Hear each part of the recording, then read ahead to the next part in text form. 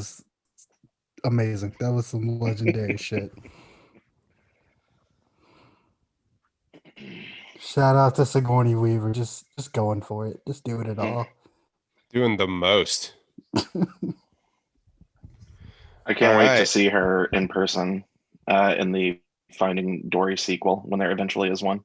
Dex, I'm gonna send you a link.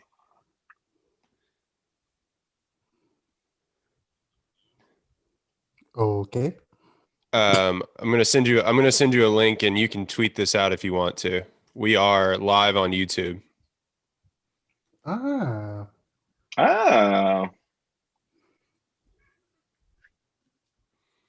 And we just have Jake not here. Oh, wait. I see him. Well, I see a silhouette of a man that I think is Jake. That is me. Hi, Chris. Oh, By far, Derek has the best background for a live video. We're all just against We're going to sit in the dark. I was sitting there looking like a dumbass. Huh? Can you spell that switch? The middle one.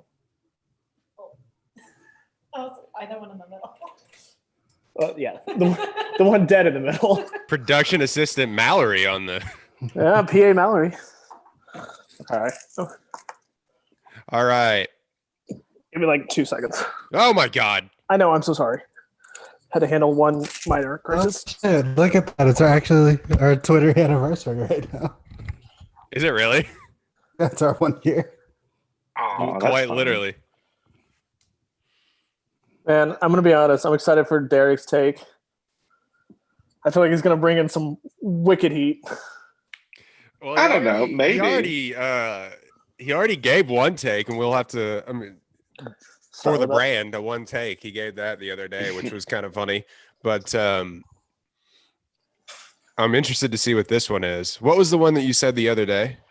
Oh, that there are more like charming small boys in Hollywood other than Tom Holland and Timothy Chalamet. No, only those And two. yeah, it's like I don't know. I'm just like I don't want to get fatigued of both of them in the next 2.5 years. I don't think I will be fatigued of Tom Holland just because that Spider-Man is so charming.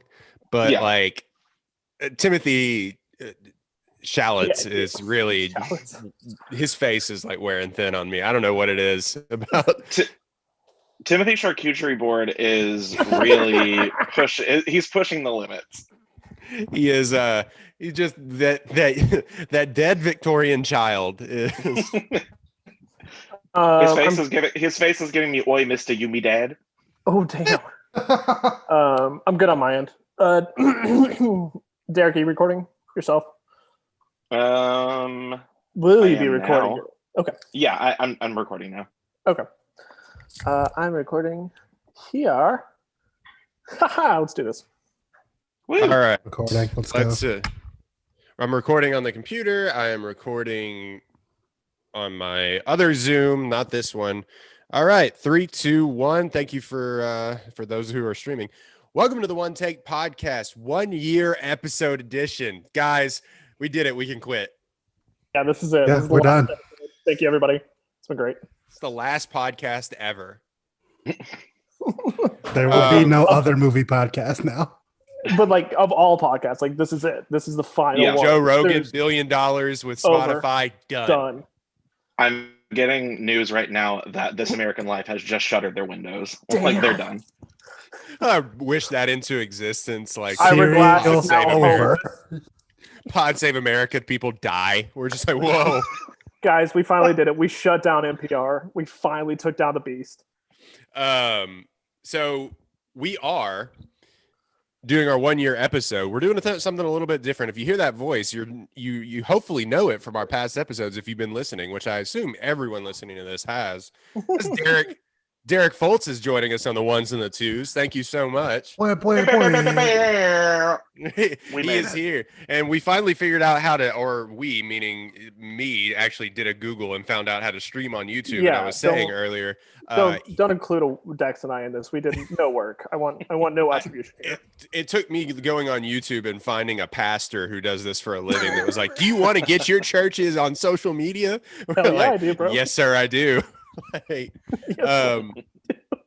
so this week we are doing, it's technically episode 51. We had our 50th episode last week, Go Stream Our Soul episode with Matthew as Bear. But this week episode is technically 51, but since it's our 1 year anniversary, we're doing something a little bit different. We have asked several of our longtime guests to come on and blindly give us their hottest movie, film, actor, actress, movie industry take that they have, and we will have to react to it. And we picked Theodore first to Derek Teddy Foltz to do this for us for the first Hold on. time. Is this a Royden situation where Derek isn't your first name?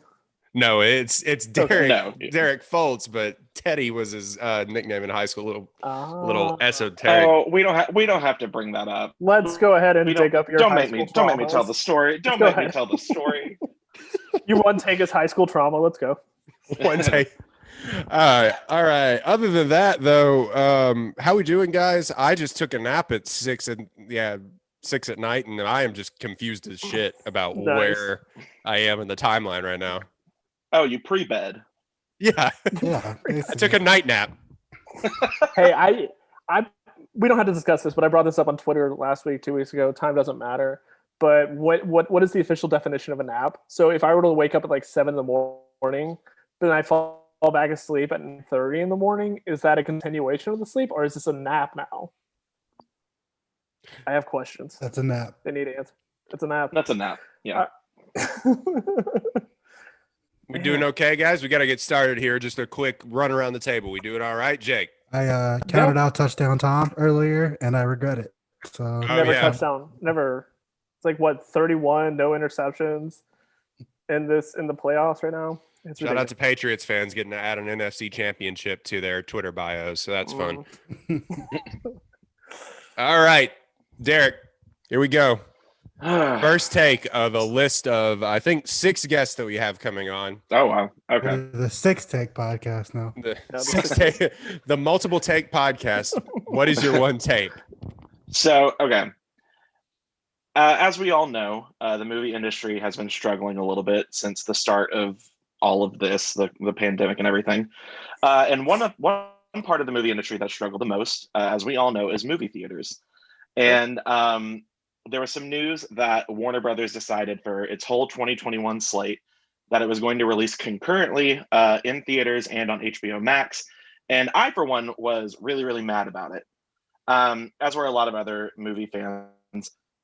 But the more I sat there and thought about it, the more I thought that movie theaters dying off might actually be a good thing.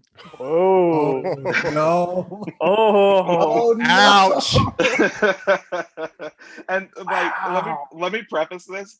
I love going to the movies. Like, going to the movie theater is akin to a religious experience for me. So it hurts to have that feeling, but it also is correct. Oh, okay. Well, explain, and then I think we need an explanation before we can Sure. react. Obviously, we all hate Sure. All right. Yeah. No, for sure. So I've come up with 4 specific reasons why this is a good thing. Oh Jesus! One. Did you make a Okay. PowerPoint? Spoiler alert, yes, I did make a PowerPoint. It was for like a Zoom PowerPoint party that my friend had. Oh. So number 1, movie theaters are way too expensive. You can go to a theater, like I went to a theater in college where you only had to pay $7 for the ticket, which is like not bad at all. But you'd get in and you would spend upwards of $20 on snacks, and that's just a large popcorn and a drink. That's absolutely ridiculous. I should not have to go into debt to go see a movie. I would like to go to the movies to not be reminded of how poor I am. This movie theater just called me broke. This movie theater just called me a broke bitch and spat on me. and then offered me a cherry Coke and condolences. I don't know. This movie theater it's got just PS5 money. Oh yeah, movie theater is like it smelled like broken here. So, yes, too expensive. It costs way too much money, and especially like I'm not speaking from experience because I don't go on dates. But if you were to like take a date to the movie and you're paying for everything, God, you might as well just go ahead and take a loan out of the bank and not pay it back, because you're not going to be able to. So the second reason, movie theaters are really dirty, and COVID is what really brought this to my attention. Is that like their whole big thing was like, look, we're sanitizing our seats after every movie. You weren't doing that before. Like, No, I'm you just gotta like, have the super cooties before. That's part of the experience. If you were It's not part of the- sitting in the makeout puddle from the teenagers in the screening before you, Ew, you're ew. not enjoying the movie experience. Make Not out the- puddle? Good lord. Not the makeout puddle. If you're not sliding off of your movie theater seat from the couple before you, you're not actually enjoying the movie. This is the experience Christopher Nolan's pushing for. If you don't feel like you're on a slip and slide while watching Tenet, you're not having a good time. I mean, watching Robert Pattinson in that movie. Sure, sure. Dot. One specific experience I have of this though is a couple of friends that I went to a dollar movie theater one time to go watch Boo, a Medea Halloween, Of course. and cinematic masterpiece, by the way, Sure. one of my favorite horror movies. I think that has like a 5% on Rotten Tomatoes. That's shocking. That's shocking that it's that high. So we watched the movie. It was bad, as we all know. And I got up to leave. And as I did, I stepped down on the floor and I stepped on something and I flashed my flashlight. It was a changed diaper. Oh no! So that alone made me want to burn the theater down in and of itself. Sure. And my third reasoning is that some movies are just bad. And I don't think that they should be given a platform. Well, I think that we should only be releasing good art. I don't think that there's any space now in the year 2021 for bad art. We're done. It's over. We get that like artistic expression is a thing. It's stupid. No one wants to see that. If you're not releasing A+ quality work, go ahead and just send your application into Chipotle. I'm cracking up. Brutality. Just somebody making something that they have worked so hard to build up to, and it just gets shat on by everyone. And Derek's like, no more. You don't get to exist. No more. You're done. And I came to that after I watched Monster Hunter recently. There's no reason that movie should have been made. It's for that director to give his wife another role. I guess. And it was like you advertise this movie with like what Mila Djokovic, is that her name? Sure. Yeah, her, and then like you were like T.I. is in this movie, like all these other celebrities, they're gone in the first 5 minutes. Literally gone, like they die off in the first 5 minutes. Spoiler alert, I guess. Fuck.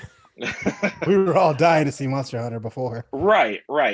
And I just was like, this movie shouldn't have been made. And if we would have if Joe Biden would pass a national ban on bad movies, we'd all be fine. I don't. Okay. Executive order in his first 100 days. Let's do this. In his first 100 days, if he can mandate that masks are worn on federal property, he can say, hey, bad movies, they gotta go. They gotta go. He has some poor guy watching every movie that's ever been, just one guy in the bowels of the White House, just like, It's No, Pete- that's I what got the another Supreme one. Court does now. The Supreme Pete Court Buttigieg. reviews movies now. Ooh. They don't know what a good movie. They can't define a good movie, but they know what it looks like when they see it. oh, you get No, that- one from the left and one from the right, and you get Sure. Ted Cruz and I somebody do else. not want to see Elections have consequences. I don't know. Ted Cruz is no longer a part of the Senate. He is now the official movie watcher of bad movies. I am the Senate. I am the Senate. And then my last point is that there are just too many kids. Like This is true. This is just a fact. That's factual. just in actually. general, but also at the movies. Every R-rated movie that I've gone to has had no less than 17 teenagers and 4 toddlers in there, and I don't understand how they get in. I don't understand how they get in. I want to watch It or Deadpool without hearing a little kid ask, "What does fuck mean?" Like, I don't want to hear it. Like, and I understand that this is like It's what your father refuses to do to me. Shut up, Sharon. they're sitting on opposite sides of the theater. And I understand this is like childless privilege speaking, but like, hire a sitter. Like, if you want to go to the movies that bad, Yes. hire a sitter. I don't understand. Or the Croods is playing. Go sit them down in the Croods, give them And 17 Twizzler packs, and leave. Damn. I love that. I don't get it. I don't understand. So those are my 4 points. Thank you for listening to me, and now you can say what you don't like about me. Oh, about you? Okay. I so- want to start with saying the kids in the movie theater part Factual. is absolutely true. Facts. Yeah. Stop bringing your fucking kids to the movie unless they can Also, sit down and shut the fuck up. I'm sorry. Just stop Like, stop letting high schoolers into a theater. Like, Absolutely. Absolutely. have you ever been to a horror movie with like the whole front row is just a group of high schoolers, and they're Yes. all like, "Oh my god, oh my god, shut up." I don't see horror movies on the first weekend just because I know for like I will go see a horror movie in the middle of the week whenever I used to go to movies. Just thinking about it, your podcast, I hadn't been to a movie theater in a year. So all of this sounds, I'll take all of this, except for stepping on the dirty diaper thing. Yeah. That Yeah, the dirty diaper thing. That's OD. I can't abide by No, that one. that's foul. Yeah. I can pinpoint that to when my mental health started taking a decline. Oh wow. Anything? All right, y'all give your takes in response. So the kid thing, though, there are some parents that realize no more movies. I just don't get to go. But there are some parents that are like, let me roll a stroller into this movie theater. As a kid that when his parents brought him to movies as a child who would play with his Hot Wheel cars in the middle of the aisles, do not take children. I was terror. Other kids are terrors. Crawling around on the The sticky kid thing is floor. bad. So the only, Dirty diaper floor. Ugh. so really my only. It was your response- diaper, Jake. I know. It's just been sitting there for 30 years. Really, the only one I have a big response to is the first one because theaters are fucking expensive. But the reason is because the studios fuck over theaters and ticket sales. I know, roll over your eyes. So theaters. I get it. I understand this is how they recoup losses. It doesn't matter. You're about to go No, under absolutely. anyways. Lower the popcorn prices. It's true. AMC has like sold off almost all their stocks to recoup something. Man, I don't know. I think I'm okay with the death of theaters. I'm sad about it. I don't think it's actually going to happen No. because I think it's much like vinyl. People that collect VHS, like it'll eventually fall into a niche crowd while everybody's watching home releases at home. But Bro, you still go to the movies? What? How Right. expensive is that? the sound quality's better. Okay. Yeah, exactly. Unless On it's my Bennett, Bose then it's sound not. bar. Sonos is coming out with like the Dolby. What is that? Their stupid Dolby thing, where like you Atmos? have where you can have the speakers on your ceiling, so you get the full 3D experience. Yeah. Sold. And they Sold. never use it. No, It's like none of the movies ever use it. I'm They- not they have gonna a lie. little- I was looking at 75-inch TVs today because I was like, I guess I'm Bro, never same. going back. Like, dude, TCL has a pretty good deal on one for like 700 at Best Buy right now. exactly. I was like, at you Walmart, there's a buy- 75-inch TV for $600. I was like, I may never leave the house again. Biden bucks come through. Let's go. For Let's- sure. Money in the hand, old man. I've got TVs to buy. It's I'm exactly what trying they to don't stimulate want. the fucking economy. Come on. It's exactly what like Republicans are talking about is my thing where I'm just like, look, well, you don't get to tell me how I spend my money. I earned it. Dex, Listen, you are the I one vo- that like I hold- voted for Joe Biden. I did earn that money. I did. This is my reward. I did my part, Joseph. Dex, you have the highest view of movie theaters. Like it's your thing. So what do you feel about Derek's take? Yeah, I mean, you're right, but I like it. That's that's my only Yeah. response. No, like Like, that's my thing too. Is like I like them. Like I love going to the movies, but like if they went away, I would be like, I would mourn. Obviously, like I would Mhm. full like veil and everything, sackcloth and ash if we want to get biblical.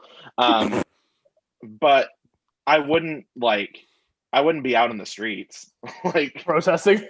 yeah, We're Yeah, storming the I'm not- Capitol, for me, guys. it's Bring like- the movies back. going to the movies, like when I moved back to Houston from college, that was just like the thing that I did. Like I just kept going to the fucking movies. AMC A-list came Sure. out, and I was like, yeah, this is cheap as fuck. Like I can just keep going. But I put so much money in AMC's pocket with the A-list. it's the best ever. Like every movie should just be like that. I pay $20 a month. I go see every fucking movie that comes out. I just have There's a great not- time. There's not an AMC that's near me anymore since I moved, and so I had to press pause on my membership, and it was the saddest thing I've ever had to do. I was like, I need this $20. I'm so sorry. Yeah, I mean, $20. Netflix is gonna cost that like soon if it doesn't already. And just killing movie theaters will not prevent bad art because Netflix will just vomit No, any absolutely fucking thing onto their service, Absolutely. and millions of people will watch it because they just have Netflix. Everybody gets a show on Netflix. Give I me have a show on Netflix. give me the slop is what Netflix is like. Give me the content. Like we got to feed the pigs. Yeah, they'll put it in everybody's recommendation bar at the top, and then millions of people will watch it just because it's at the top.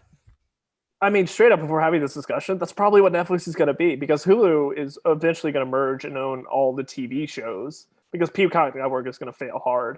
But Netflix is going to just if you can make it, we'll show it because HBO Max with this fucking Warner Brothers deal is only competing with Disney. They claim that they're competing with Netflix. They're not. It's a totally different game. So it's just going to be like Netflix and Disney or HBO Max and Disney Plus showing all the new movies, and then it's just a slot fest with Netflix. Yeah, Netflix is everything that like any because they don't own any property, like they don't own any IP besides like The Witcher. So they're just like, all right, I swear to God, I don't care what the plot is. Like it's like just a Powerball where they're just throwing numbers together. They're like a witch, a teenager in the 1930s, and she has hemorrhoids. Throw it out. As Yeah, long as they're they just push playing out fucking one Mad Stranger, Libs. as long as they Is it push bad out, that I would watch that movie though? oh sure, absolutely. As long as they push out one season of Stranger Things every year, then they'll meet their contractual obligations with the devil. So Yeah, for sure. My favorite thing about Netflix, and we've talked about this before, and other podcasts have talked about this as well, how they just lie about their algorithm. Oh yeah. That It's is like why. 87 billion people watch this movie. they that's they throw like- out ludicrous numbers. They count views by like, if somebody watches like 30 seconds of a movie, they're like, "That's a view. They did it on purpose. We're counting it." If you It watch counts." the trailer for the movie, like the little like pre-recorded trailer that plays when you float over the hover thumbnail, screen, that's a view. That's a view. It's like how Facebook There- algorithm does the same thing. Like absolutely. Yeah. They Trey said like Kennedy eight- has millions of views. My ass. right. They said like 8.7 billion people watched The Queen's Gambit in the first week, and I said, I don't believe you. I don't believe you. I mean, that one I believe. Everybody was fucking talking about the Queen's Gambit, and that's It took what me I'm a saying, month and a like, half to watch that show. We still We'll just have watch not watched 80 it. fucking things that they put on Netflix and other people are talking about. We all watched the miniseries about chess. Like, we don't deserve good. We things. watched a miniseries about a woman that may or may not be attractive because that conversation was held out. She is, but that conversation was being thrown out there. Is Anna Taylor-Joy attractive? I don't know. And then I'm not ready to have this conversation. about a girl doing drugs and playing chess, and everyone was like, "This is fucking incredible." Yeah, Netflix is just like throwing ideas out. They're just like, Brie Larson directs a movie about glitter, starring Samuel L. Oh, God. Jackson. Like, He let's plays do a glitter whatever. particle. Oh, Speaking of shit on Netflix, they made like a mockumentary about 2020 with Sammy J in it. It's total crap. It's total Oh, crap. Death to 2020. Yeah, it's nonsense. I just think that any like media about like COVID and 2020 and all this other stuff Does not deserve Just- to be made. Don't make it. No, I'm tired. I'm tired of turning on every like network television show and it's a COVID plot line. Yeah. It's like SVU. They're like, this girl died in an alleyway because of COVID, and they're like, no, what are we gonna do? It's like, And guys, ICT we're is like, still you mean this- fucking doing this. Yeah, Like, it's not over. I have Twitter. These are all takes that I can see on my timeline. I don't need this in media form. The worst was Michael Bay just egregiously within months was like, well, they kind of accurately predicted how long we were going to be going through this, but within months he's like, I can make money off of this. Yeah, and just immediately was like, fuck it, COVID movie, let's go. And the fucking HBO Max movie with Anne Hathaway. It's just, Oh, yeah, right. COVID. The COVID heist movie. Yeah. So movie Yeah, theaters I are think, dead. They're not dead. They're not going to die. They won't it's die. Fine. Movie keep- theaters are dead. Movie theaters are dead, and we killed them. They're going to keep making it to you movies. We're going to keep going. We're going to keep supporting Florence Pugh. Like, it's going to be fine. I did say even the Kong the Kong versus Godzilla versus Kong movie, which looks Oh, horrendously stupid. Oh no, it's gonna be so good. I need was that like, shit. I think I may have to need break quarantine and go see that in theaters. So I watched the trailer a couple hours ago, and I said this trailer would have been really good if it didn't have that drop in it, like the song drop. I'm like, it immediately made it corny. I was like, okay, whatever. It's like I a was like, hype you guys video for a sporting event. There should be no song lyrics in this fucking trailer. Not at all. No, it's like I don't Just need. This make feels things just like explode. Rampage 2. How much are you willing though to concede to pay at a movie theater? Because I gotta have my snacks at a movie theater. Yeah, I mean, I'll pay like $15. Like, I don't care. Like, I'm just like mentioning that it's expensive. It's like I'll go into debt. I really don't care. Like for popcorn, sure.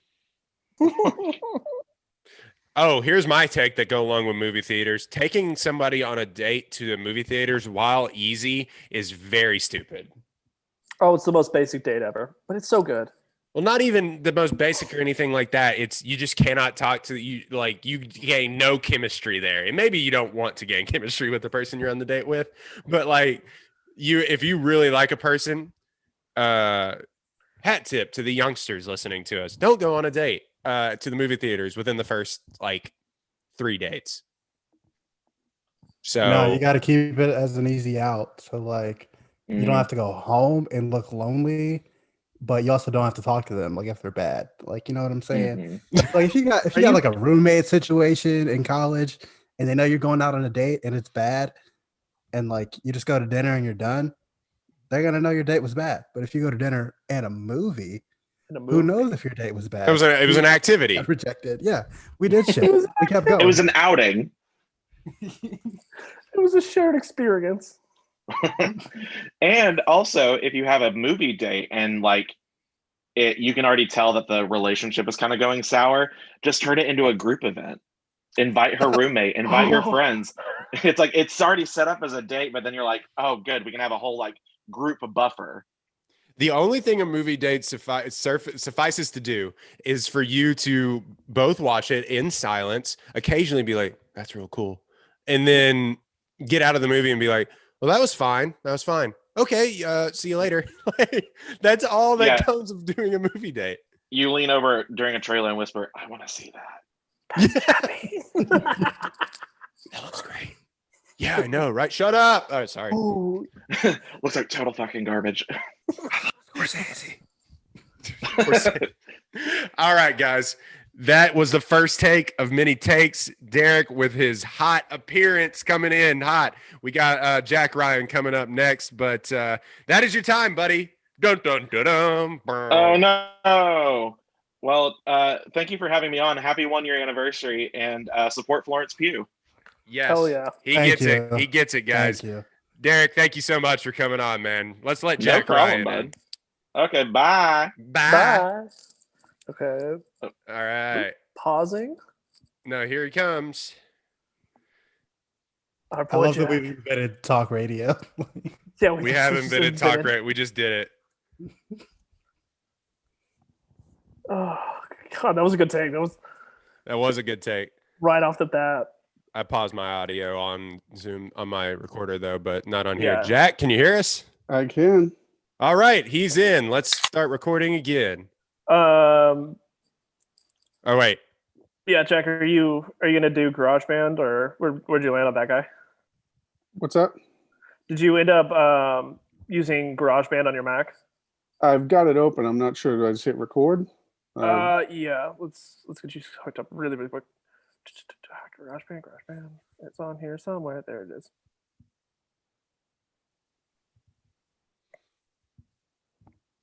I also don't know if I can pause this recording because we're actually doing this live. We're streaming this live on YouTube. That's okay. They get a little behind the scene. So yeah, Jack, all you want to do is just hit the record button. And then there might be a metronome that's happening in the background. Yeah. The tick, tick, tick. Yeah, it's so if on like so there's like the little like count in the blue at the top, and there's like a little tuner and then a 1, 2, 3, 4 button. If you click off that 1, 2, 3, 4 button, the metronome will go away.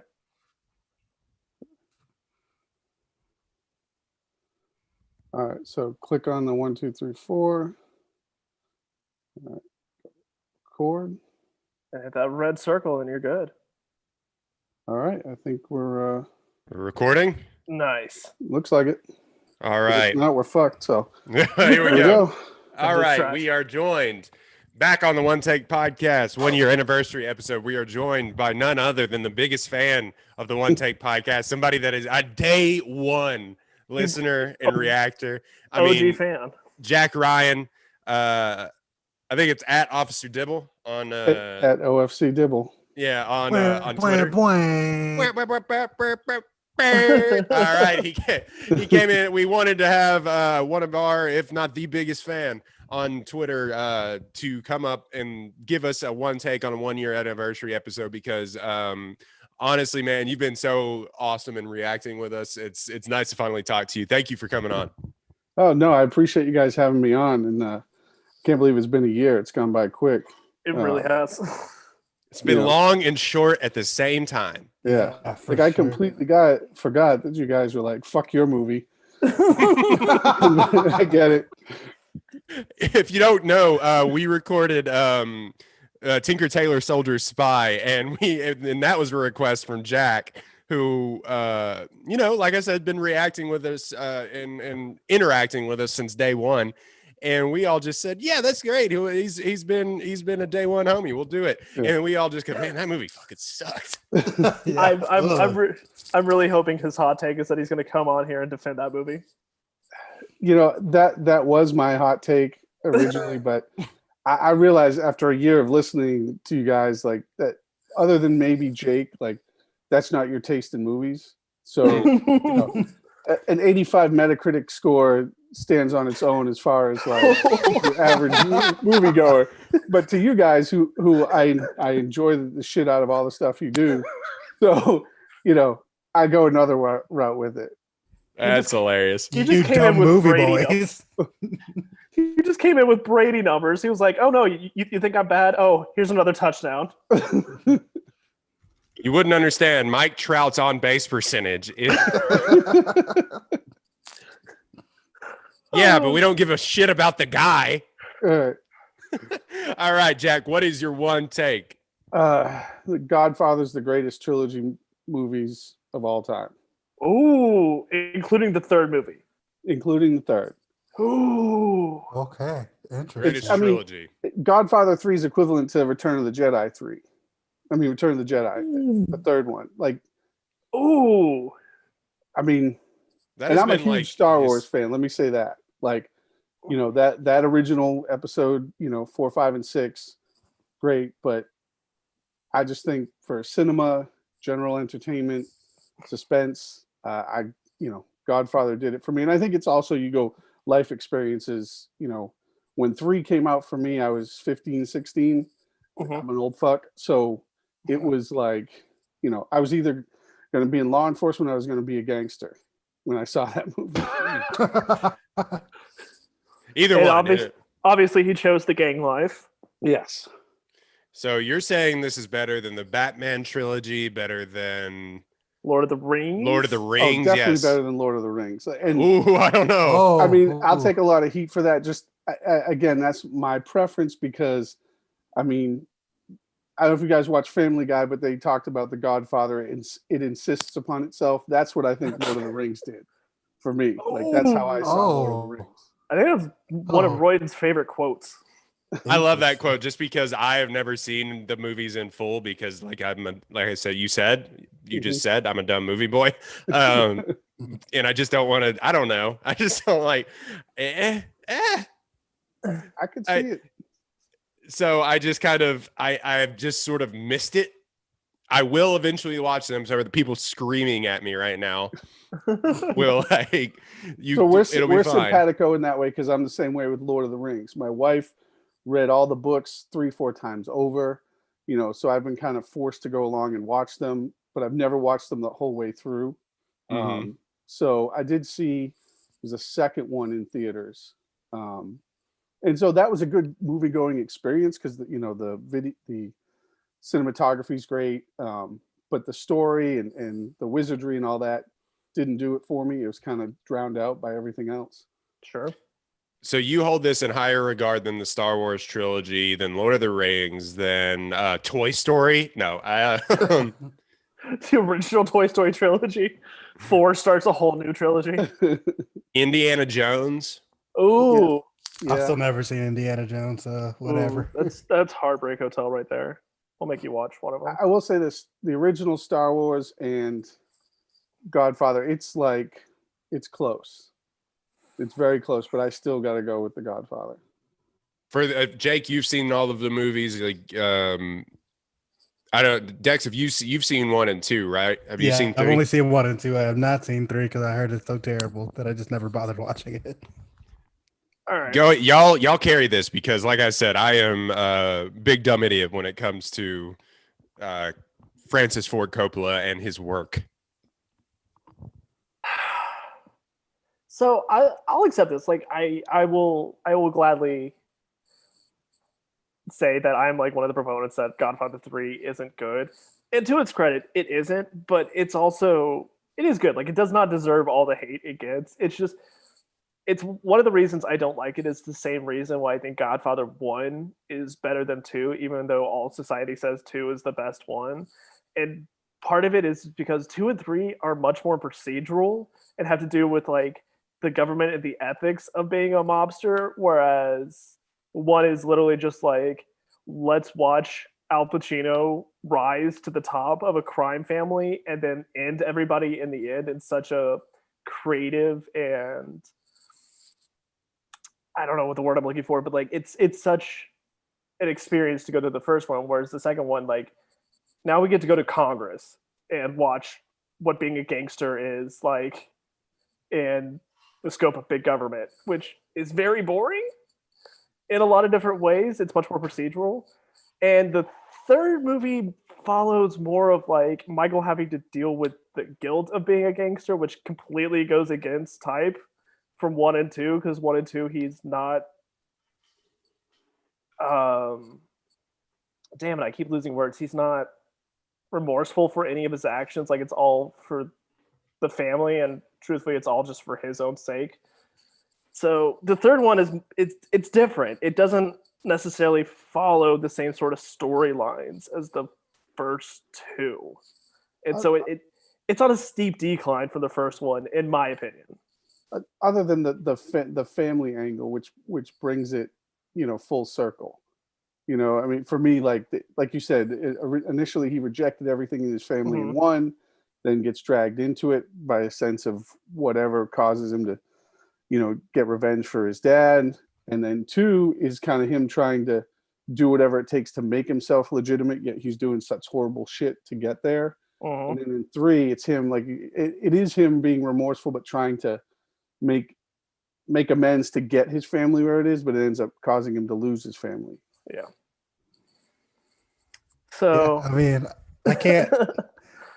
like I said, I haven't seen the third one, so I can't like rank it properly as a trilogy. But I will say, I'm one of the basic stupid movie people who's just like, Godfather's the best movie of all time. Like it's number one for me. It's the GOAT. Like it's not my favorite, but like you can't argue with the legacy, the longevity, like, and it's still just good. I watched it for the first time either 2 or 3 years ago, and I was just like, this is fucking amazing still. And it's old as shit. So like it's the number one movie of all time for me. Like there's other movies people love and shit, like Shawshank people will say is number one, or whatever. But for me it's Godfather. So Yeah. Yeah, and I think that's the thing is that, one, like Dex said, being the greatest in a lot of people's mind, and then two, being one of the, kind of textbooks for the sequel being better than the first. Like there's very few of those. Again, Star Wars, you have that. So that's why they're very close. But, and then the third one, it lacks. It's hard to come up with three, super hits right in a row, but I think it kept enough continuity that it was still better for me. Not to mention, I think I do know the history behind them. They came out with the third one years later. Yeah. It wasn't like Star Wars where it was like 90. Yeah, it wasn't like Star Wars where it was like a 3-year gap and then another 3-year gap and the movies came out. It was like 1, 2, 3. Yeah. And it's also a wildly different Pacino. Whereas like 70s Pacino is he's actually an actor. He's working opposite of Marlon Brando. Like it's these titans of industry. Yeah. And then suddenly in the 90s we get cocaine Pacino where he's like trying to run off of his Scarface. Like, this is what a mobster is. I'm gonna raise my voice. Yeah. So like I mean it definitely did suffer from the massive time difference of 20 some odd years. When did Godfather 2 come out? 74. So we're looking at 16 years difference. Yeah. That is truly wild to go 16 years for a third movie into a film series that by that point in time it's basically a generation removed. Audiences aren't as connected as they were to the original. So it did definitely suffer a lot of ways for the fact that like, yeah, let's make a Godfather 3. It's 1990. It's the Clinton administration. We could do this. This movie was still nominated. This movie was still nominated for 7 Oscars. Sure, why wouldn't it be? Francis Ford Coppola, Andy Garcia, Best Supporting Actor. Francis Ford Coppola, Best Director, Best Picture, Best Cinematography. Gordon Willis, Best Art Direction, Best Film Editing, Best Original Score, and it won none of them shits. It was the the Irishman of its day. Man. Yeah, I'm kind of like you, Jake. Though you hear that the nominations and stuff, and watching it over and over, I still think it's a good movie. Definitely, compared to the first two, it doesn't hold up. But I think it parallels Star Wars, like Return of the Jedi. Which one out of the first trilogy gets the most, shit? I mean, because you have Ewoks. Like, what are I don't know what the equivalent of Ewoks is in Godfather 3. Maybe the incest. I think we, Ewoks. Sophia incest. Coppola. Yeah.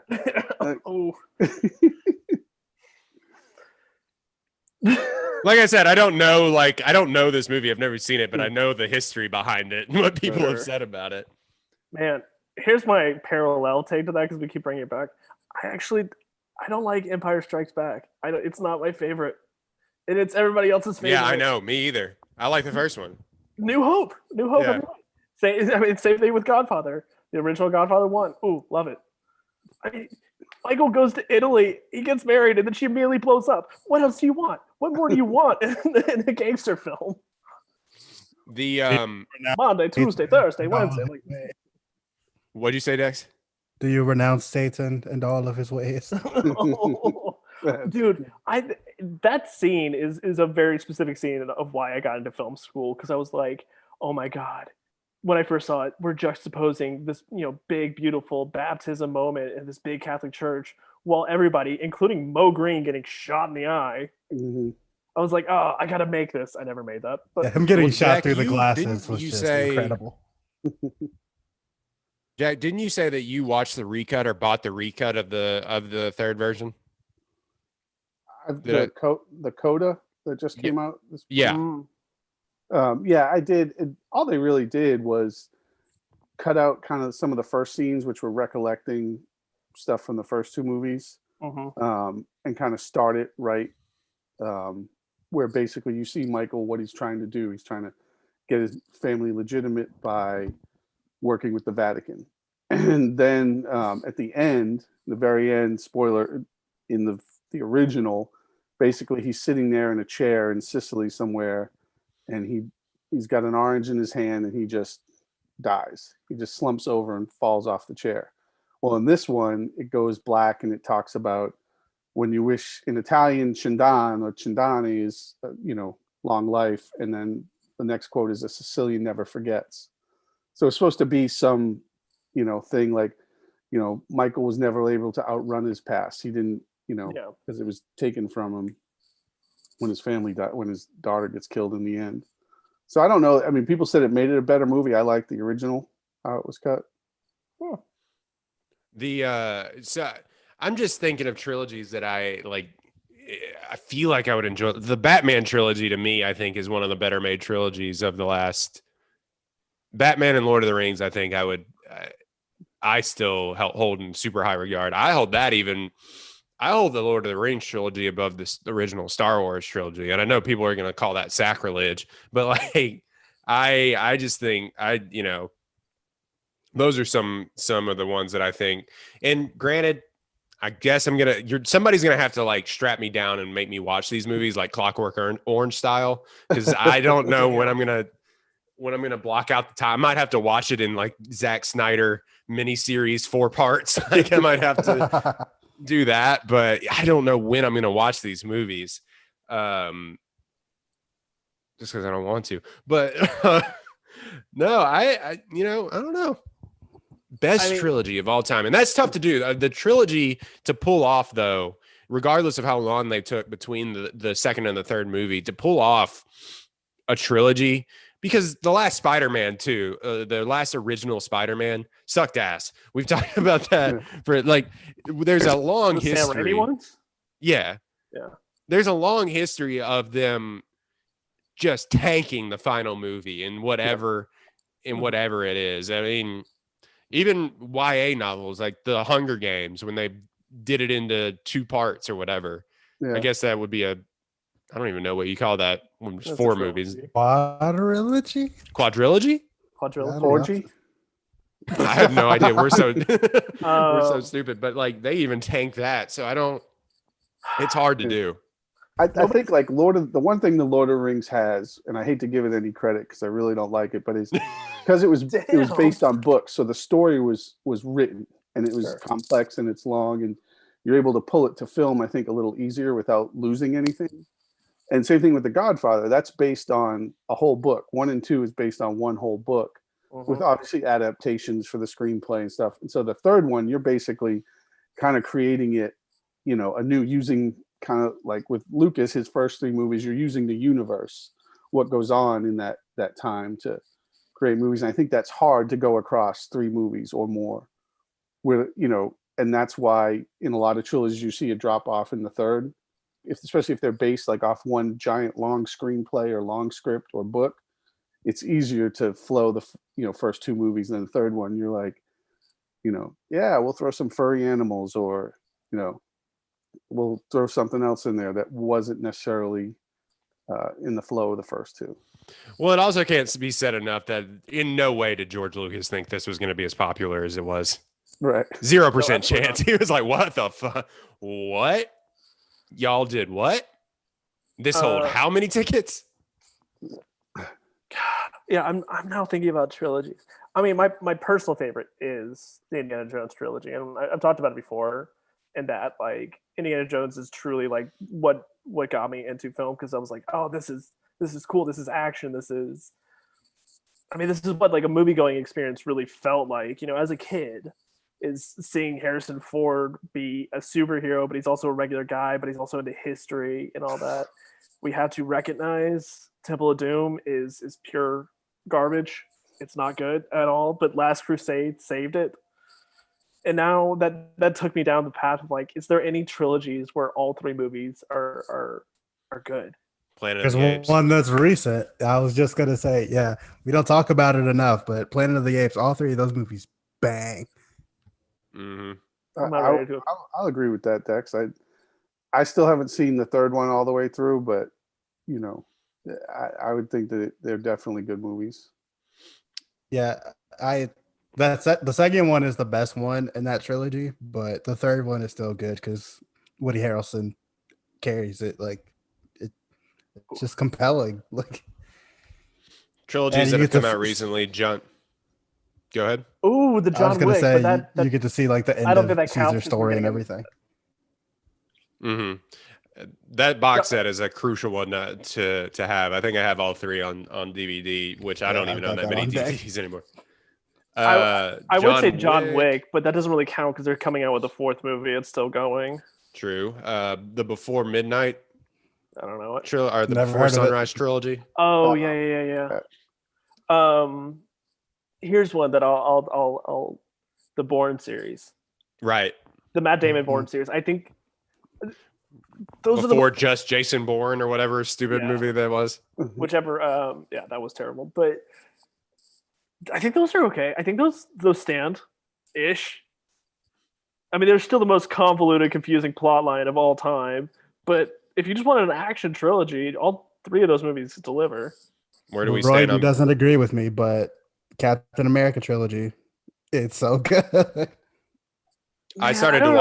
I started to watch Winter Soldier last night, and I was like, I don't have the capacity right now to watch how good this movie is, so I'm just gonna turn it off. I got overwhelmed by how good it was. I was like, wait, I can't do it. Okay. Turned it. I freaked out. I panicked. So to combat Jack is coming in to saying Godfather is the best trilogy. Royden, what is the best trilogy to you? Lord of the Rings. Damn. All right, it's a bad take. Dex, Okay. It's a completely good, legitimate take. I just it is think they're wrong. terrible. That's It is all. terrible. The last one won 11 Oscars. What are we Doesn't matter. doing? Awards mean nothing. It's all Talking rigged. about the third movie in a trilogy that didn't land. That one was like, fuck you, we're gonna take it to another level that Yeah. none of you bitches have ever seen before. I've only ever seen the extended edition of all the Lord of the Rings movies. And I that's don't why Wow, have time for why? that. fucking I don't movie. have time for that. That's like a That's 3-day way too much stream. fucking movie. So I That's saw like- too much content. I don't remember most of it. It just happened. That's just to 6 me. hours of horse riding. It's so fucking long. I did a lot God, yeah. to impress women in college, and that included watching Lord of the Rings, the Oh extended man, edition. All for nothing. Dex- But anyway, my Dex, favorite best trilogy. best trilogy. I'm gonna go with. The Hobbit. No. Oh no, god, I'm no. gonna go with the Planet of the Apes trilogy because I just love that trilogy so much personally. I don't. I'm underqualified to answer the best, but I'm qualified. Yeah, and I'm going Indiana Jones. It just speaks to my heart, and I have to just pretend the fourth movie doesn't exist at all. And the There was a fourth fifth movie? movie. Oh yeah, there is a fourth movie with Shia LaBeouf, and it's Oh no, terrible. fourth movie with oh, you're talking about Indiana Jones. I got confused with the Bourne series because there's 5 movies in there now. Oh yeah, no. We choose not to believe any of those. where do we stand on the Back to the Future trilogy as a group? How do we feel? 1 is Oh, and Elite, 2 and 3 or whatever. Yeah. Two's good. Two's okay. 3 is trash though. That's Three fair. was a pure marketing scam to get what you can. Yeah, to sell Wild West toys. Oh, The one that I'm kind of looking at right now, they said Mission Impossible 1 through 3, but I would argue that the last 3 movies that they have come out with are better. yeah. When than it's the- Tom Cruise, is I'm gonna do all my own stunts, and if I die on this, I'm gonna go down as a hero when he doesn't care anymore. Exactly. Dude, Mission Impossible Fallout, one of the best action movies in years. That shit is incredible. I might watch that tonight. Mighty Ducks trilogy. I Mm. still musical. Austin Powers. Oh, Elite, all hits, Yeah. all hits. Let's see. Terminator 1 and 2. We're talking about 3 falling off, but 1 and 2 being elite. Yeah, I think that holds up, but I think it also goes into the fact that then they made 4, It's 5, and terrible. Yeah. whatever. Salvation. The Dark Christian Bale Fate. thing. Hey, but the newest one is actually really good. It bounces back. It's good. Is that Dark something? Dark. I Yeah, think it's Dark Dark Fate. something. Yeah. I They saw have that on in this theaters. Empire article. Remember those? They have on this Empire though. They have all the Star Wars and Indiana Jones yet, but then they go the Star Wars prequels. Those things are ass, man. You go back No, and watch. those- Those things don't are defend so those. bad.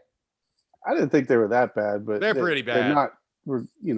I don't think they're in a trilogy conversation of like top 10. They have it at number 15 all time. No, Phantom Menace is terrible. The other two are okay.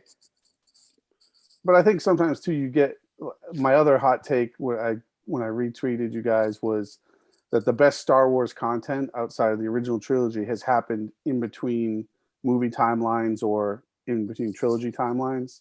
Like the animated the series. animated Yeah. Attack of the Clones, Mandalorian, Solo, Rogue Rogue One, One. kind of happened in between all this other stuff. I think it's all better than the other two trilogies. Oh, the last trilogy series is now, I mean, the start with a decent movie, which is just a remake of A New Hope. Absolutely. The second one, which I think is incredible Star Wars, and just a good movie, which you get at me, nerds. I don't care. That movie is really good. See, that's and why I then- like you. Stand up for yourself. That movie's really good. I don't care. That movie's just fine. It's so good. And then the third one, which is the biggest piss in the face that I've ever had in the movie theater. So that the sequel trilogy, I don't even. That's hardly a trilogy. Kylo Ren is a terrible villain. That's my strong take on Yes, that. very He's a strong terrible take.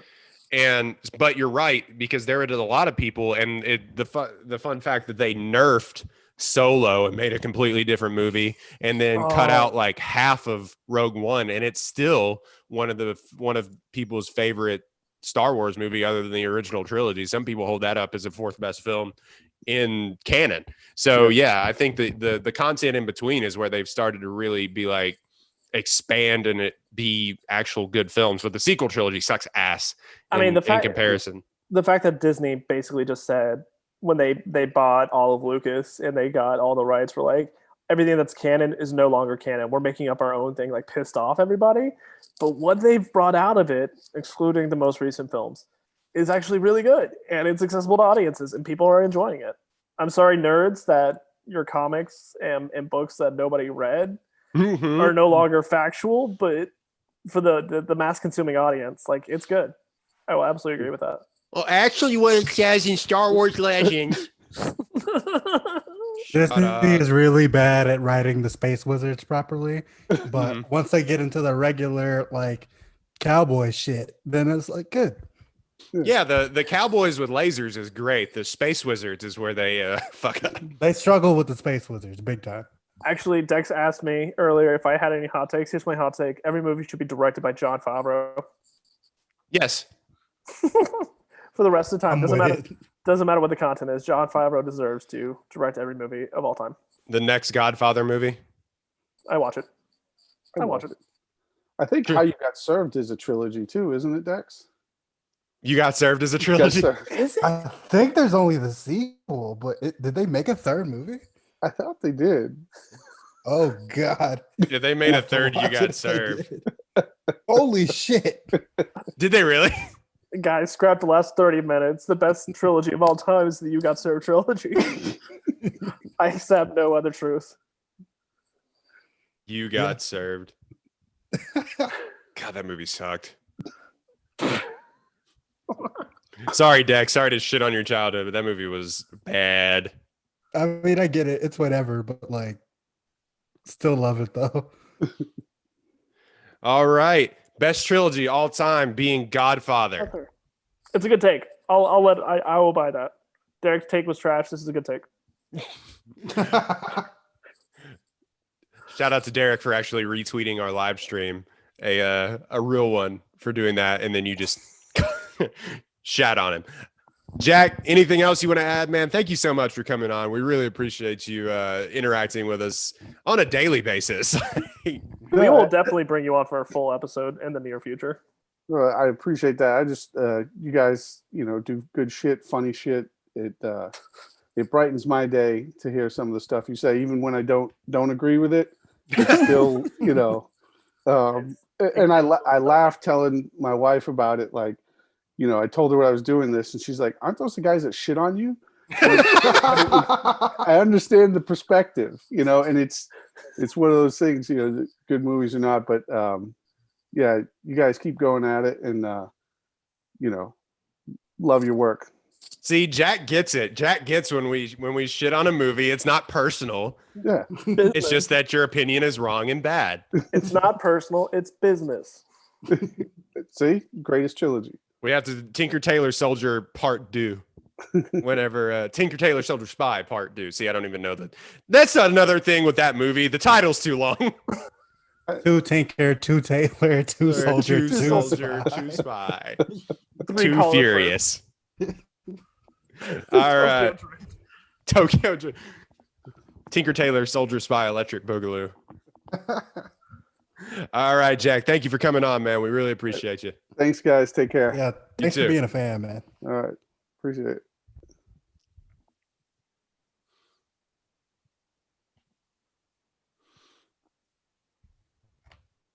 This is fun. see. This is a good time. We're doing talk radio here on I One know, Take we Podcast. So, guys, what do you think really happened to the 80 million votes? Back here on One Take Podcast Radio, prisonplanet.com. One Take Podcast Planet.com. Tinker Tailor Soldier Spy is turning the frogs gay. Let's see if we can't get Jimmy 5G. before we just take 5G is gonna give you somebody tweeted one of the guys that I used to work with tweeted something just so ridiculous that was like, I was talking to a guy and he said that he didn't have a smartphone because he said, quote, the Wi-Fi will give me cancer, makes him sick. And I said, has he never been in a building before? And he said he was in a gym with free Wi-Fi. Well, damn. Yeah, we're all gonna die. We're all getting So- sick from the Wi-Fi. I just messaged Jania. We'll see if she hops on here quick. Pause my recording here. Oh, yeah, I need to pause too. Do I literally just hit the pause button in Audacity or what? Yeah, that's fine. I mean, even if you didn't want to, that's totally fine. Okay, I don't want to. I'll just keep it rolling. I kept it Yeah. rolling the first I mean, time. really, all of Just fuck it up. Like, oh no. What have we watched, guys? Intermediate break. What have we watched here for the live stream that nobody's watching, but just as a recorded history? What have we watched here recently? Mally and I just finished Bridgerton, which is Gossip Girl in Victorian England. I heard people I still really haven't like that watched it. show. My mom Man, I loved don't that know. show, and she said I would like it. So I plan on watching it. I just haven't yet. As a fan of trash TV, I think that you would probably enjoy I do it. love my trash Yeah, TV and trash movies. I watched The Ready plot Player line- One today. So So bad, so bad. Yeah, no, Bridgerton is it's Gossip Girl, Victorian England, but like the plot line starts out interesting enough ish. Like it looks like it has some sort of message. Like you're gonna learn something today, and then it immediately falls apart. And then there's just a shit ton of sex, like an unnecessary amount of sex. Just sold. bunch of hot people having sex on camera. Oh no. Yeah. Netflix presents you porn. Eventually Netflix is gonna have that section that was in every blockbuster. You know what I mean? Where it's just like dim and taped off, and like it's just a back room somewhere.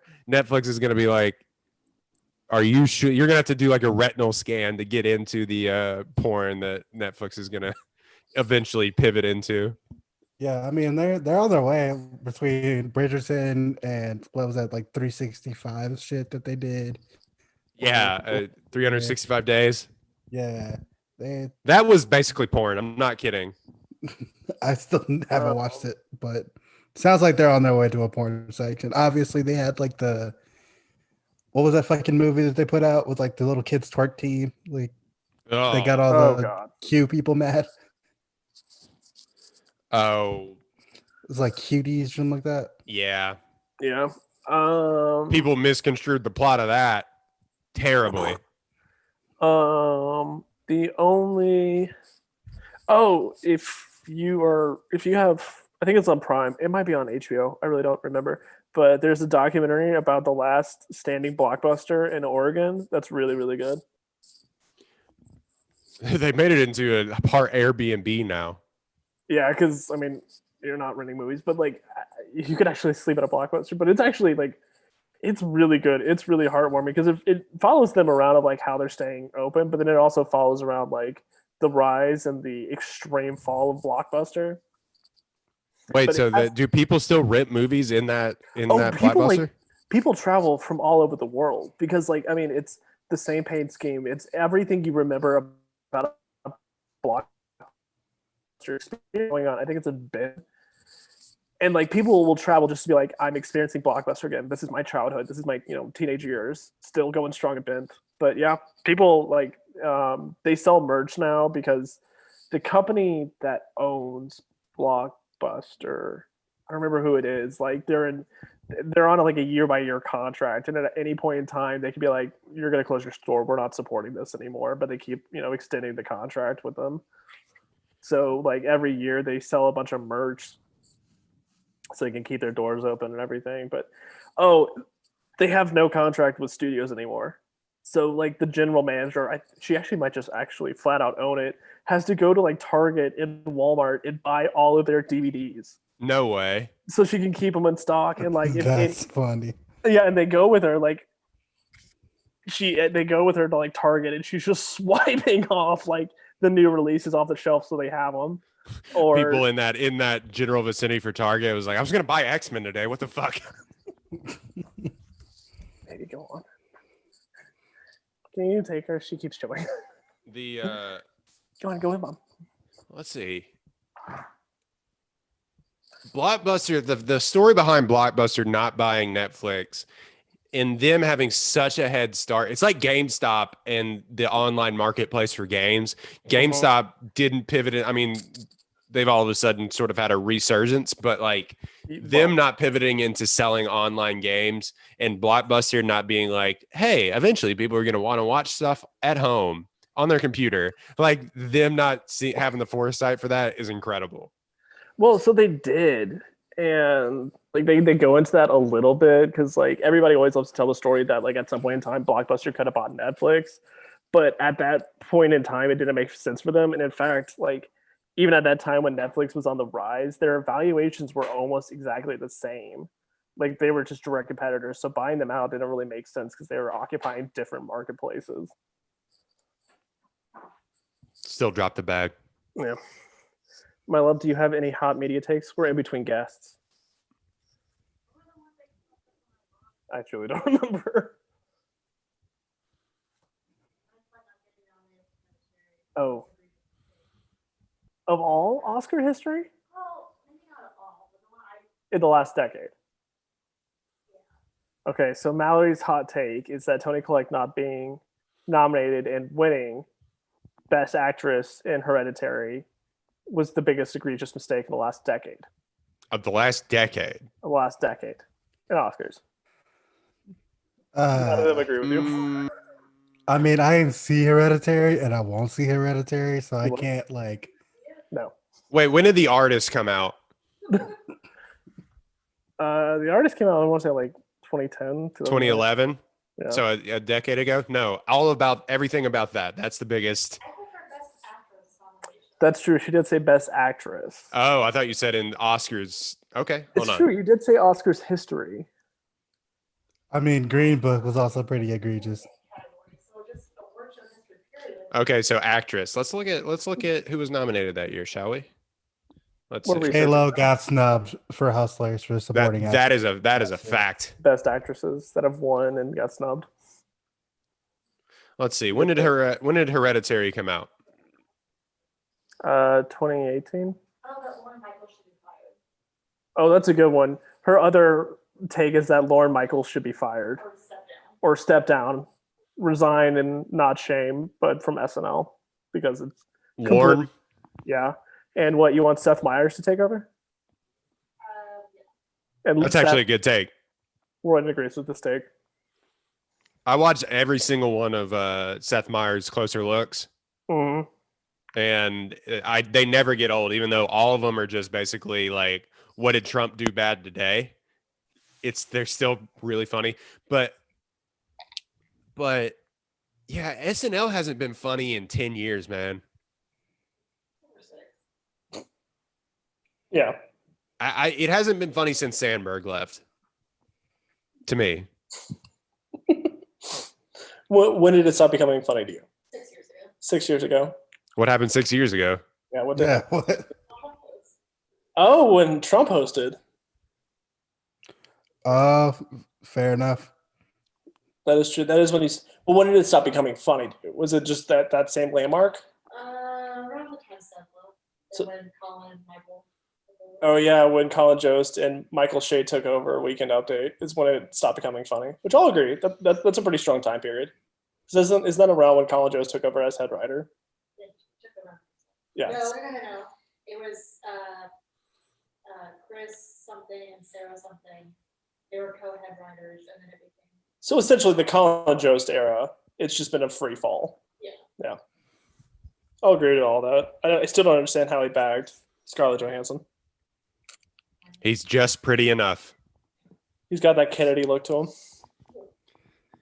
All right, so so Oscar nominees in 2018, Gary Oldman won for The Darkest Hour.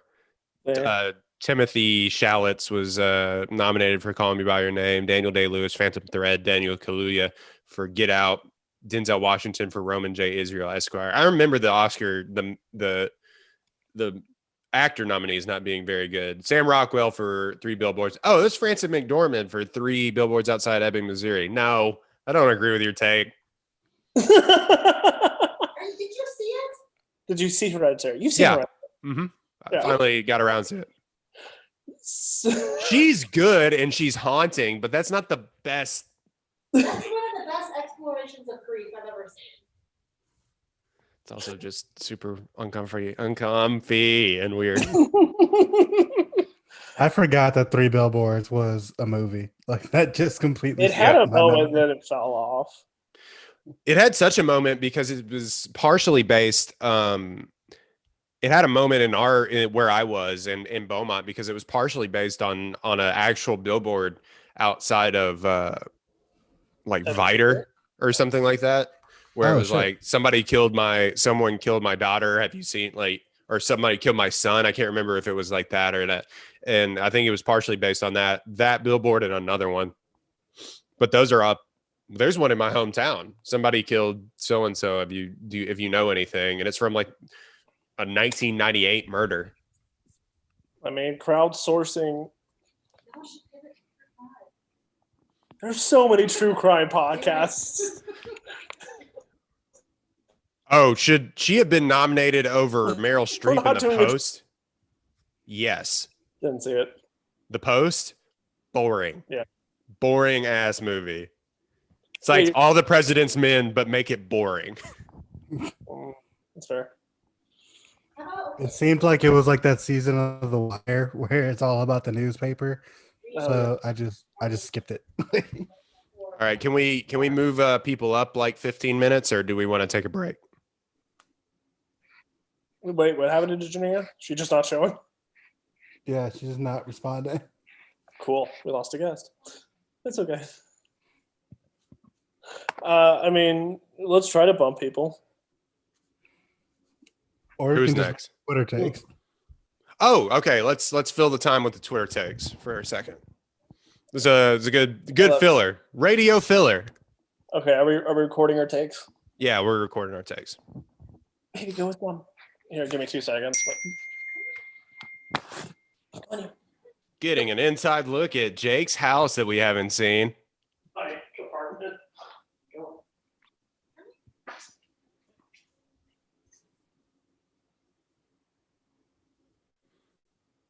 Well, that's unfortunate.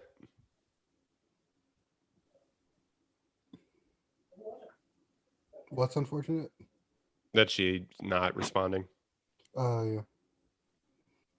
It's 2 in a row now that she flaked on us. So All right. Okay. Let's re-record on our own time, but we're still recording and still live on YouTube. Welcome to the podcast, Caitlin Watley. She's at work saving lives right now, working on a Sunday. Sure. our hero. She wouldn't have a movie take. She'd be like, sometimes films aren't good, and we'd be like, like she doesn't care about. I love my fiance. She doesn't give a shit about my hobbies at all. She doesn't give a fuck about this or movies or video games or anything like that. Nope. Just like sometimes things aren't good, and she can move on. Whereas me, when things aren't good, I'm like, that is accessing a place in my brain that I didn't. It's taking up a lot of my brain power. How bad this was, and she's like, I think you need to go see a therapist. What? All right, My re-recorded. disappointment is immeasurable, and my day is ruined. I award you no points. May May God have mercy on your on soul. your soul. All right, back recording. Jake, you recording on your end? I am recording. All right, let's see here. So we are we're just going to do a little bit of time filler here before our next guest, which will be Rascal F. Kennedy, I believe, right? Yes, sir. All right, so we are we put out on Twitter, give us your hottest takes for this episode. Some of you And, had some bad takes. Yeah, a lot of you had bad takes, but How dare it's you. okay. We'll start with the very first one we got, which it's from Lisa Marie at Lisa Marie on Twitter. So find her in our mentions and tell her this is bad and wrong. Movies with too much action can be as dull as movies with too little. I know this is an unpopular take, but I would barely sit through Mad Max Fury Road. By 1/4 into this movie, it all started to blend together into a very long 1.5 hour action scene. Yes, that's the point. Yes, that's the movie.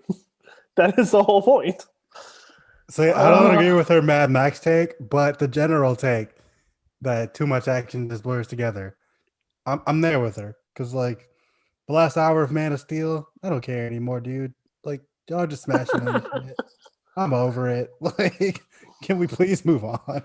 That was the gratuitous, like where they're just flying through fucking buildings, like without even care. Zack Snyder being like, "Oh, no collateral damage exists."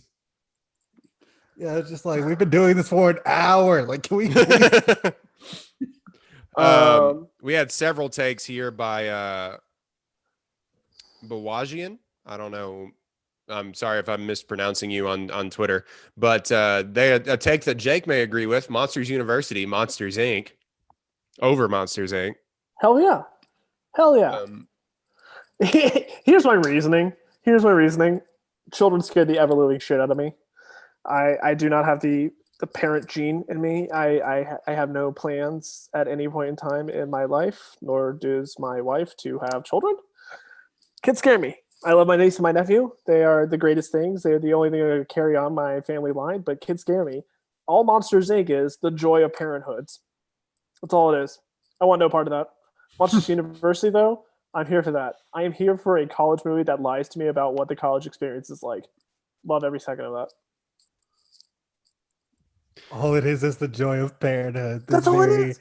That's all. universal experience that like matters deeply to people.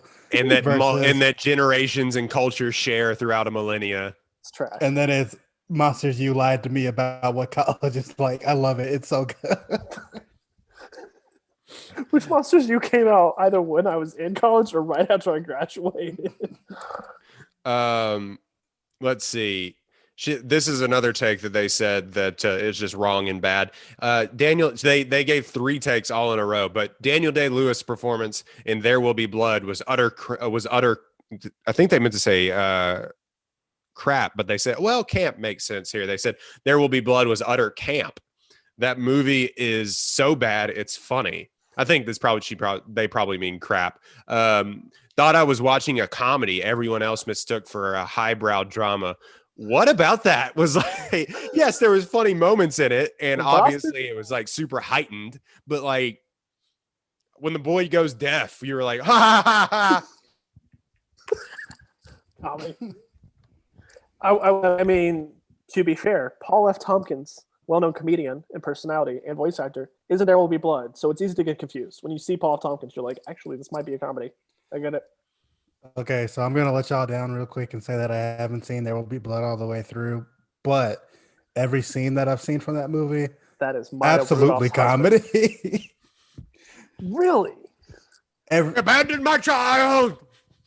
I drink your milkshake or whatever the fuck he said. At the Comedy. end, Him beating the shit out of that dude with a bowling pin. Paul Dano. Comedy. Like everything that I've seen from that movie is fucking hilarious, but I haven't seen it all the way through because it sounds long as shit.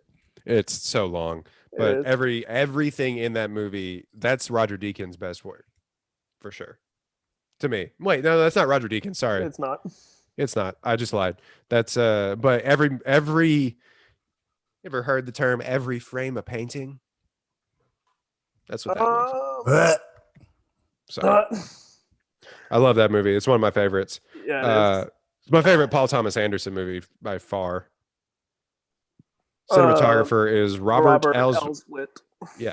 And he did Nightcrawler and Punch Drunk Love and Good Night and Good Luck. So he's well known. And this is the final take that I'll read was anyone who says that by this person, anyone who says that they've never seen a movie which was better than the book doesn't understand the importance of a good editor. And I agree with this one because there was a joke that I used to love that was like, it's never better to not see something.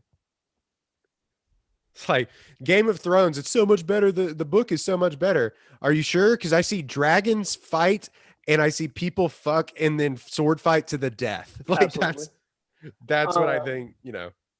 The flip side to this argument, and it goes back to our last guest, Jack, and his favorite movie is Tinker Tailor Soldier Spy, a movie that we absolutely fucking hated.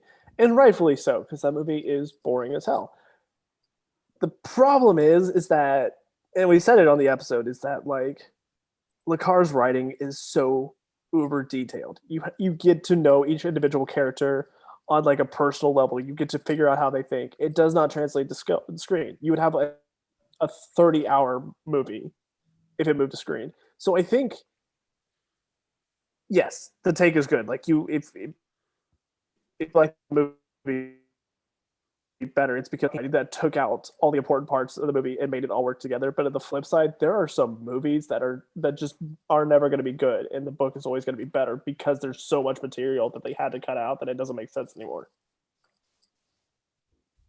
The problem is that people don't know how to write good plots in books, so they spend pages and pages just fucking explaining the notepad that the main character is writing on and how it made her feel, and that, you know, all of her internal monologue, but nothing actually fucking happens in the book, so it's hard to make it a movie. It's a solid point, actually. The Paul Hagen on Twitter. I've got hard rants on The Usual Suspects isn't particularly clever or good. I don't agree with you on that. Will Smith trying for Oscars after Ali has deprived us of 20 years of fun movies. Actually, probably, yes. Yeah. Jon Favreau cameo should be our new Stan Lee cameos because he's the godfather of the MCU. That's fine by me. I'm with it. Let's We go. just said that he should direct every movie of all time. Yeah. And then he says, Con Air is fine art, which sure. Absolutely. Absolutely. Put the teddy down. That's great. It is high. The thing with Will Smith, we won't get into The Usual Suspects because that movie's 30 years old now and people have every single take, and it also stars just a trash human. But Let me tell you how many people I know who have the tattoo that the greatest trick the devil ever pulled. yeah, that line that's quoted in people's Facebook profiles for years to come. Usual Suspects is fine. I really like that movie, and I didn't know the twist when I first saw it, so it actually worked. But the Will Smith thing, I watched some of. I tell you what I did watch. I watched Enemy, not Enemy of the Gates, Enemy of the State.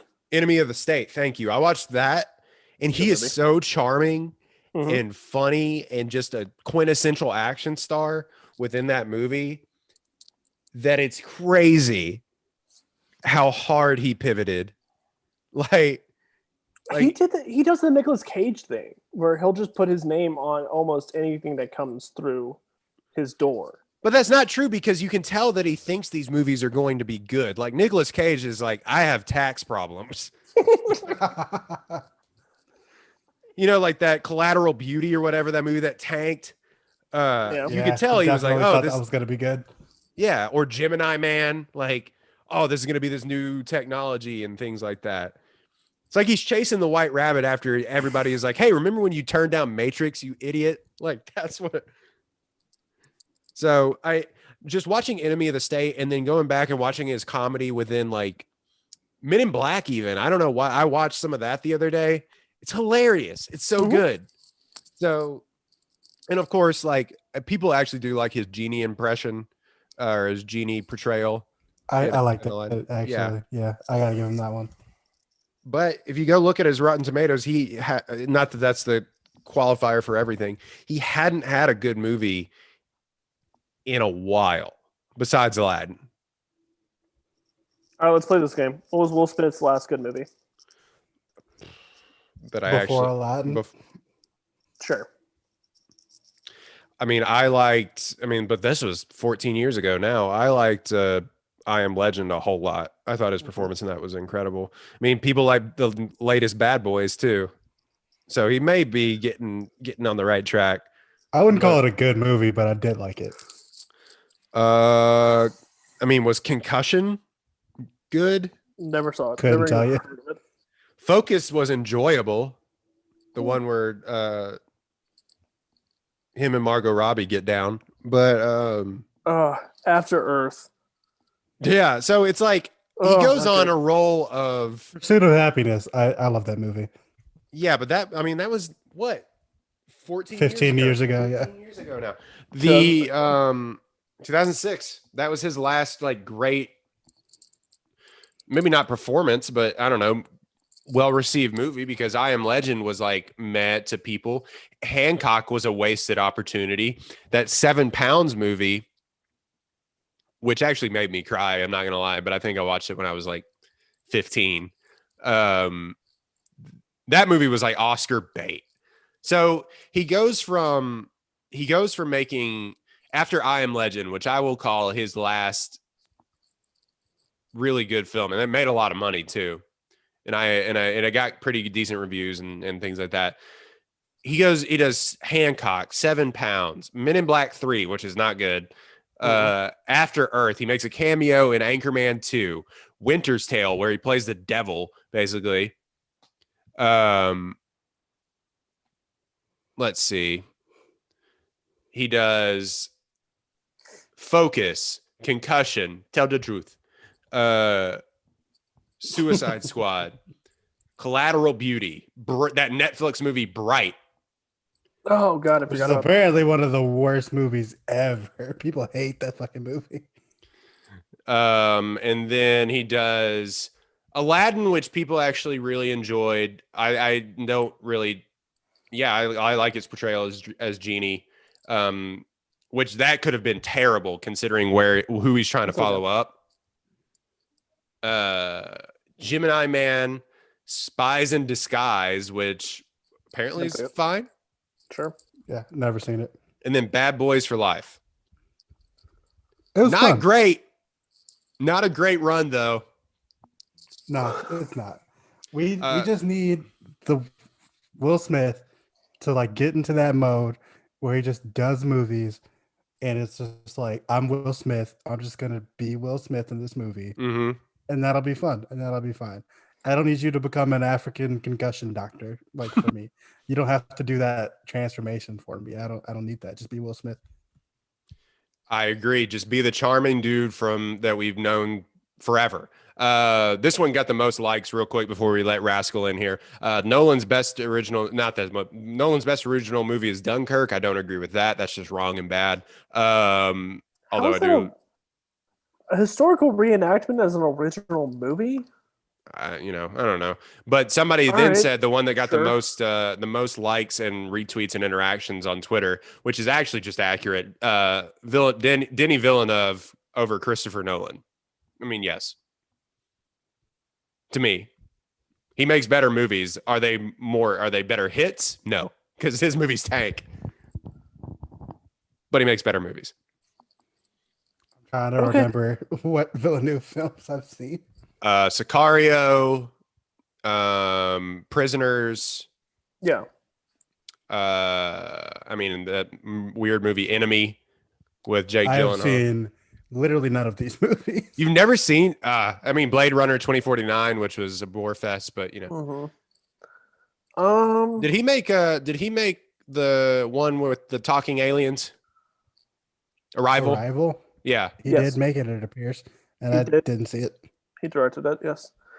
I mean, he has Dune, which is gonna drop. I think it's part of the HBO Max deal, so we'll see it at home. Yeah, it is. So You can find all these takes on our One Take Podcast at One Take Pod on Twitter. Let's see. Oh, this one kind of got some heat really quickly. Everyone loves Tom Hanks in his movies because Tom Hanks seems like our awesome cousin, uncle, grandfather, and not because his movies are actually good or because he's good in them. that is the dumbest take ever. That is just Yeah. a bad take. Get out of here, dude. That is And I remember who tweeted that. Fuck you, Benny. Get out of here. I am Def Not Benny at I am Def Not Benny on Twitter because I think he got banned. But shout out. Yeah, well, he deserves to be banned for the rest of his life. It's terrible. So Brad Brown at Zucat on Twitter, one of our day Bradford. ones. There's not a single Nick Cage movie that wouldn't be made better by replacing him with someone else. That I disagree. I think No. I'm with him on that one. I don't get the Nick Cage thing. I don't find it all that endearing or charming. Oh, you don't? No. I mean, I love Brad. Brad is a very important person in my life, so I'm gonna agree with him on this because I kind of do agree here. I'm trying to think of a distinctly Nicolas Cage movie that if you put somebody else in, that you wouldn't at least have the same movie. I cannot think of one. Yeah, I'm not saying that like there's one actor who you could replace. Well, Nick I mean, Cage with. I but- Say remember this Keanu taking- Reeves and National Treasure would be interesting. I'm doing Keanu Reeves in almost every Nicolas Cage movie, and I think it still works. Like he couldn't do Nicolas Cage's bullshit Cajun accent in Con Air, but also I think that's okay. Face There's Off a with John cer- Travolta and Keanu Reeves. There's a certain still thing that works. Cage has started to do now, even though like half of his movies are because he didn't pay taxes and he spends stuff on like dinosaur skeletons and things like that. But and he's just a big weirdo where he realizes how much of a weirdo he is and is just doing like art house weird films. And I'm kind of here for it, like Mandy and stuff like that. I don't know if anybody ever saw that movie, but So my only one story about Mandy is a former boss of mine. I'm not going to say any names or dox him or anything, but a former boss of mine. His sister is married to the director of Mandy, and so he got to go to the premiere. And apparently, at the premiere of Mandy, Nicolas Cage brought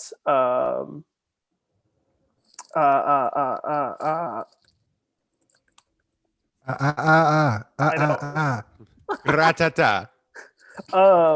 God, he brought Carrie Elwes as his date for some reason, and apparently they were both just shit faced at this premiere and were like laughing through all of Mandy. A very funny, well-known funny movie, right? It's a Mandy? comedy, All right, let's he's been waiting patiently. Let's get Rascal in here right now. absolutely. Do, do, do, do. Well, No, it should be joining. Says he's joining. Maybe I kept him waiting too long. Rascal has now been banned. We canceled him. We did it, everybody. His Batman versus Superman take finally took him down.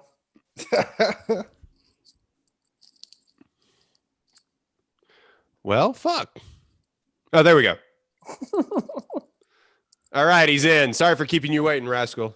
We were getting some takes off. We had some hot Nicolas Cage discussion. Does he have a mic? Does he? This is great radio, folks. There we go. Hello, there we go. What it do? He's in. All right. Rascal is just- back. You can tell he lives with a woman.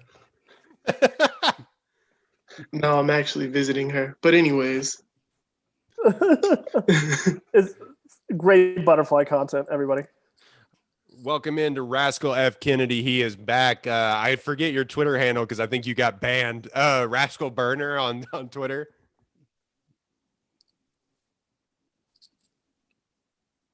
okay. All right. Cool. You guys unfroze. Okay. This is going to be Oh, All fun. right. Man, All right. I'm about to. Oh, no. Froze again. Bad radio. For Golly, man.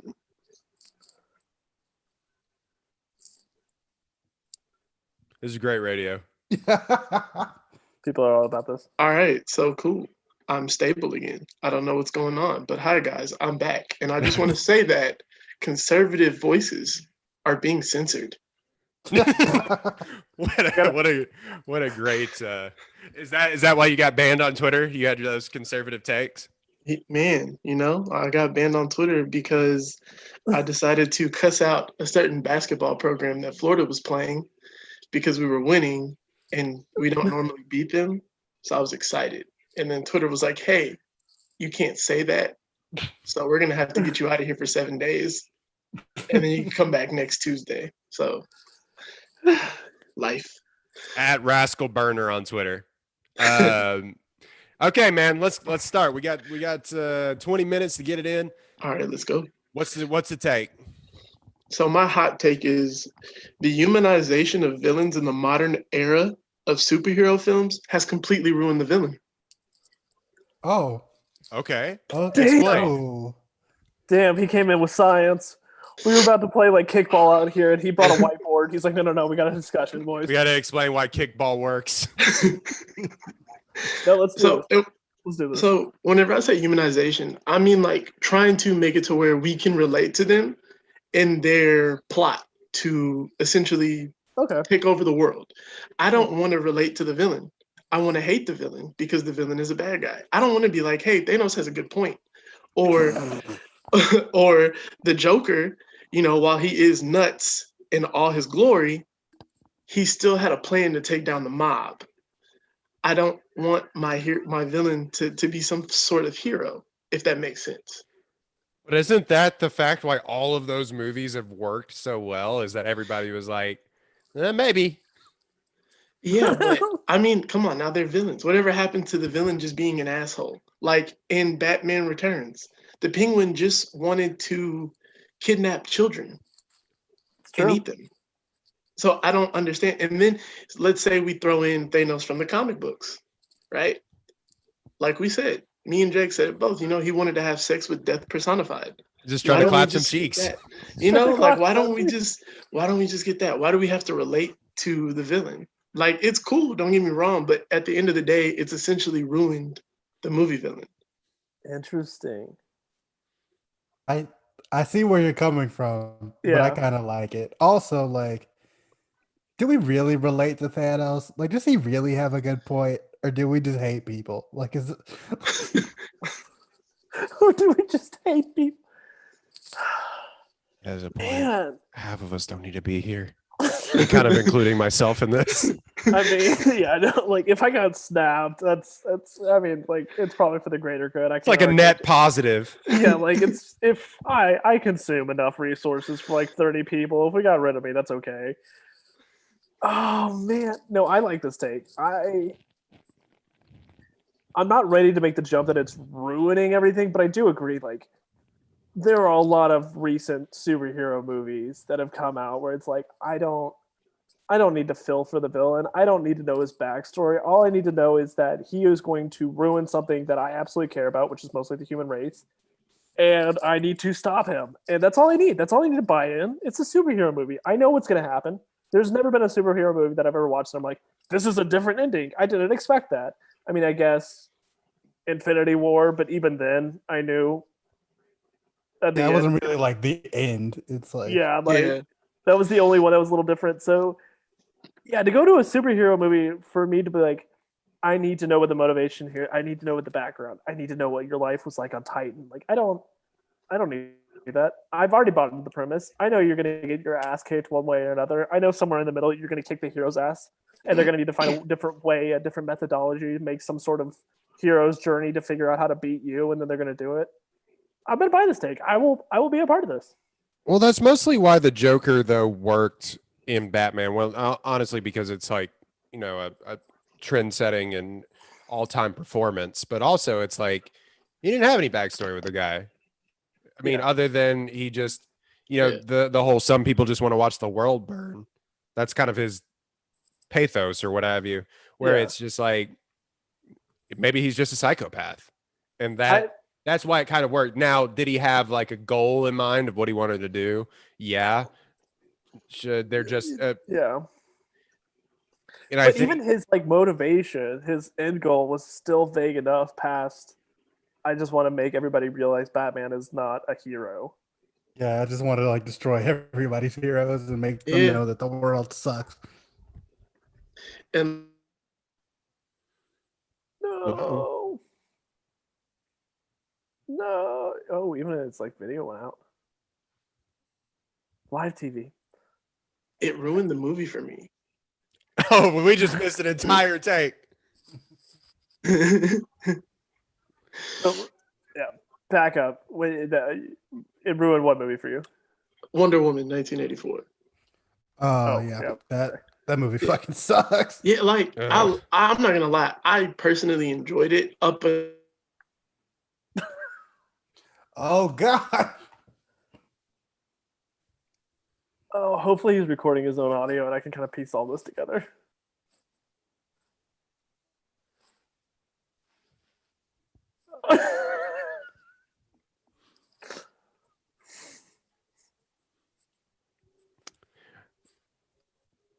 This One Take podcast is brought to you by AT&T. AT&T, your internet. Wow. We lost you again, buddy. Oh no. Just completely lost him. This is incredible. It was going too smooth, guys. It was going too hunky-dory. We got two good guests in and then it just fell apart.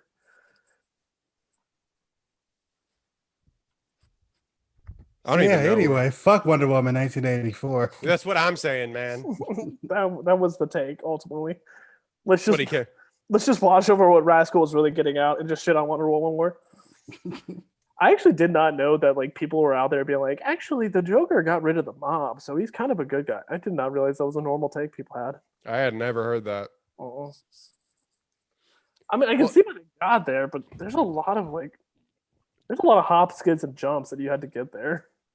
I don't know if it's like people think he's a good guy as much as it's like people think he does have a point that, you know, humans are shitty to each other. It's just I feel like you just end up with like say what you will about Hitler, but he did kill the guy that or he did kill Hitler. Well, to me, it's like that's why, and they're not superhero movies, but that's kind of why the John Wick movies work a little bit, because I'm just gonna go fight some dudes. You know? Some stable internet. To be fair, you can't make like a 20 movie franchise just off of we're gonna just fight mindless alien things. Like there's got to be some intrigue to keep these things going. I mean, you're right, but at the same so for instance, Age of Ultron, right? Okay. In Age of Ultron, it's like he surfs the internet and it's like, oh my gosh, humans are bad. I'm gonna destroy the planet and kill Yeah. all humans because I found this thing on the internet. It was really right wing conspiracy theory. Like conspiracy Ultron theories. discovered 4chan. It was like, no, we gotta get rid of this guy. Saw QAnon, and he was like, "No, we gotta shut it all down." They They're found hiding- That Is Bears Pixar memes. We're getting rid of this. No, shut They it down. got kids in the basement. Mm-mm. Mm-mm. He found Pizzagate. Pizzagate. Shut it Oh down. my God. I mean, no, that's actually a fair point. Ultron also really just, I mean, it holds up enough as a movie, but yeah, Ultron is also a very weak villain in that movie. Well, It's Joss Whedon nerfed that character so hard. so hard to the ground. But yeah, that whole background of like, oh well, Earth is full of bad people, so the only thing to do is get rid of every people. Yeah, that's very dumb. And it doesn't And actually. so many movies do that. Like It's Godzilla true, King that- of the Monsters did that same shit. Yeah. Yeah. So what villains do work for you, like in this sort of context? I mean, yeah, you said the Penguin. Like, is there any other examples that you can think of? Even like Killmonger and Black Panther. Like, I don't think that how do I word this? Like, it's cool, you know what I'm saying? Like the whole Black Power shit he had going on, you know, the Malcolm X militant shit, like that was cool, but at the same time, like, bro, just be evil. Like I want Black people to take over. Just leave it at that. Not, you know, oh well, my ancestors were, you know, slaves and man, like shut up. Just be a villain. Just be a villain. I don't want to relate to you. I want to hate you. I don't want to like you. I don't want to think that you're even slightly correct, like at all. And Magneto in the X-Men movies. But I mean, Magneto's always been like that, so he kind of gets a pass. Like that's been Magneto in the comic books and on film. But again, I want to hate my villains. Like I don't want to like X-Men Apocalypse was a shitty movie. It was a terrible movie. But Apocalypse was at least he was just evil. He just wanted to be worshipped and be God. This is Sitting High School Musical for the second time on this podcast. Sharpay, she just sucks. There's no reason she sucks. She just sucks. And so she's a great movie villain. bet on it, bet on it. They don't give you like some backstory of Sharpay getting like bullied as a kid or whatever. Sharpay isn't like going through some crazy struggle at home. Nah, Sharpay just sucks. Honestly, I just love this finer point where Rascal's really trying to get at like the depths of like the superhero versus villain construct and like what a good hero movie really means. And the next is like, hold on, High School Musical 2. Sharpay's parents didn't buy her a Porsche; they spent it on their cocaine. Yeah, it's not like Sharpay was getting abused at home or like we'll see her mom get abused or some other shit. This is also a Like, Disney Channel original it movie. just Dad. sucks. Well, So- actually, you're not. This take does come around because High School Musical, the show, is okay, but it actually does that shit. Like even the people that you aren't supposed to originally like, that you're like, these guys are assholes. You suddenly get like a backstory of why they're assholes, and then you're suddenly like, oh, okay, they're okay. I'll cheer for you. It's fine. So it actually does affect Texas Example. See what I'm They saying? did this. They did this. Wow. And you know what? It all correlates back to Disney. I mean, that's everything. The assassination of JFK was orchestrated by Walt Disney. You can't prove me otherwise. Good Lord, what? Whoa. I think we should all get off the pod now. The FBI is incoming on Jake. If you hear the glass shatter, that's why. Live TV, folks. It's on YouTube. People won't know. Yeah, I'm just- sorry. I'm putting the truth out here. This is my loose change. I'm just thinking of I'm just thinking of other villains who like are just terrible in shitty movies, like the white dudes and You Got Served. We don't need to know why they suck. They just suck. Like, dude. Well, I mean, Chad and Darren had too much money on a weekend, and they were like, "Let's go crump." They didn't get to the Abercrombie and Fitch sale in time, and so they had to take it out on fucking whatever his Omarion name and was. Marcus. Oh, Houston. Mario and Marcus Houston. The last, I mean, the other two Matrix movies suck because suddenly we need to see the machine side of things. And it was great in the first Matrix movie because it was just machines are evil. Our lust for technology is going to kill us all. That's fine. I'm here. I'm in for it. Agent Smith is just a stand-in for the internet. I'm here. He's terrible. And then like the next two movies, it's suddenly like, well, actually, the humans were terrible to the machines. The machines actually have some good points about this. Sounds like Terminator. I mean, I watched that's my me. master beat off too many times. And that was coming from the toaster. I am going to destroy humanity. Yeah, all right. I'm here for it. But like, first flip side stuff like where the movie is actually about the villain. Is that okay? Just villain centric movies. That's why Suicide Squad sucks. That's true. Joker also not really that great. Nope. Joker stinks. That movie. People love that movie, and I really don't get why. Because people love Chaos Agent. People love like that one dude that exists outside the system that's going to take the system down. It's the same reason people loved.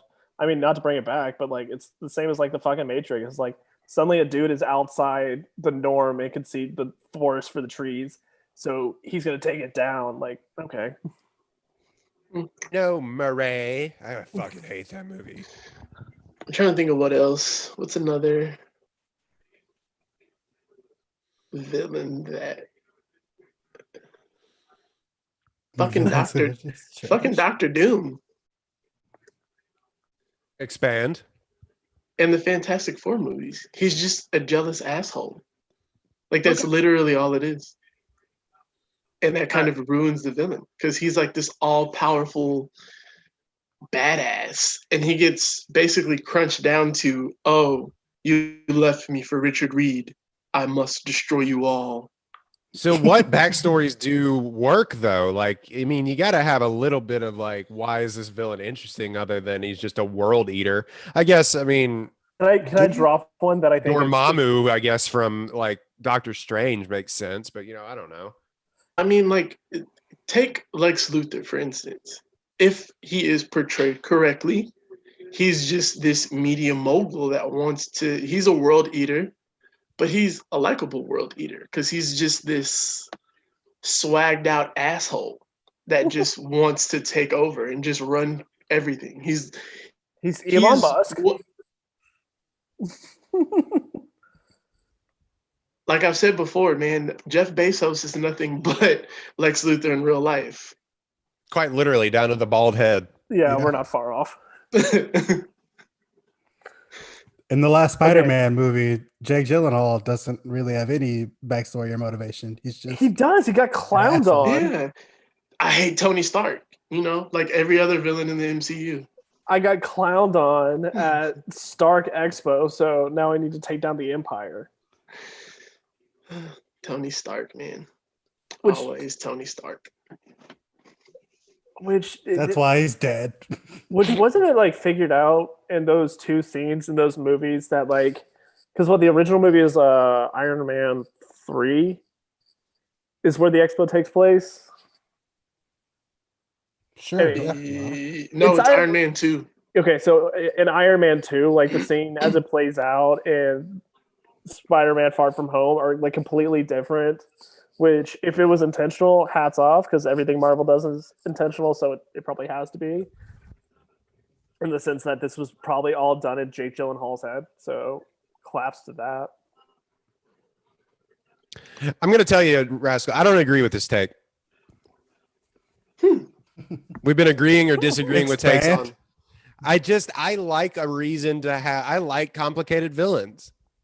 I don't know, something about. I enjoy villains with a sort of a purpose, even if it's bad, to be able to root against. Other, if it's just like, I don't like Earth, like why? Give me something. Give me a little nugget. And I normally get you. I'm like big time slop. Like I'll just take the fighting and the everything all the time. But I need something. I need a little nugget. No, and I understand that. What I'm saying is like, not that a villain having a background is bad, but a background that we can relate to. I don't want that. Hmm. Yeah. That makes sense. That makes Like, sense. Or just the whole like sympathy. I don't want a villain that I can sympathize with at the end of the day. Like I don't mind them having a background, but being able to sympathize and even slightly agree. Yeah. I don't. That's what I mean whenever I say I don't. The humanization. I You're like will 2 agree- seconds away from being like Mitch McConnell has some really great points. Don't you do that. Don't do that on here. I will agree with Rascal at least on the Thanos take, because it did Thanos through like the first, I don't know how many movies it was till we got to Infinity War. He was just this ominous figure that was controlling all the strings, that like every bad thing that happened was because of him. And then suddenly it was just, oh, on my home planet, it became overpopulated and resources weren't there. So suddenly I got this idea. It's suddenly like, oh, you're not terrifying. You're just a dude who understands basic economics. So suddenly I need to be mad at you. I don't care. You're not. You need to be mad at him for trying to erase half of. Well, no. I mean, existence. like his plan is still batshit, and of course I'm cheering against it. But like Ebony Maw was more terrifying once you get to the root that Thanos is just there because of basic resource management. Whereas Ebony Maw was just a fanatic. He's more terrifying all of a sudden because this dude just saw Thanos and was like, "Yeah, baby, let's fucking do it. I'll die for you. Let's go." Like Thanos understood supply chain demand and was like, Yeah, this like- needs to go on a grand scale. he's a logistics manager for a grocery store, and he's like, "I've got ideas, guys. Let's do this." So Suddenly you're like- basically, Thanos is Thanos Trump. bagging groceries, just like this fucking. I'm gonna kill everyone here. Thanos is Trump, and Ebony Maw is a QAnon supporter that raided the like- Capitol during an insurrection. Like suddenly, QAnon shaman. Honestly, yeah. yeah, it works. Where suddenly you're like, the guy that's leading this is just a fucking idiot. Like, okay, you're terrifying because you have the power here, but the dude that's gonna die for you, that's gonna murder everybody else because he likes your idea, suddenly he's more villainous because he has no motivation other than I'm gonna follow you. Where Thanos is like, there's just not enough food, guys. Come on.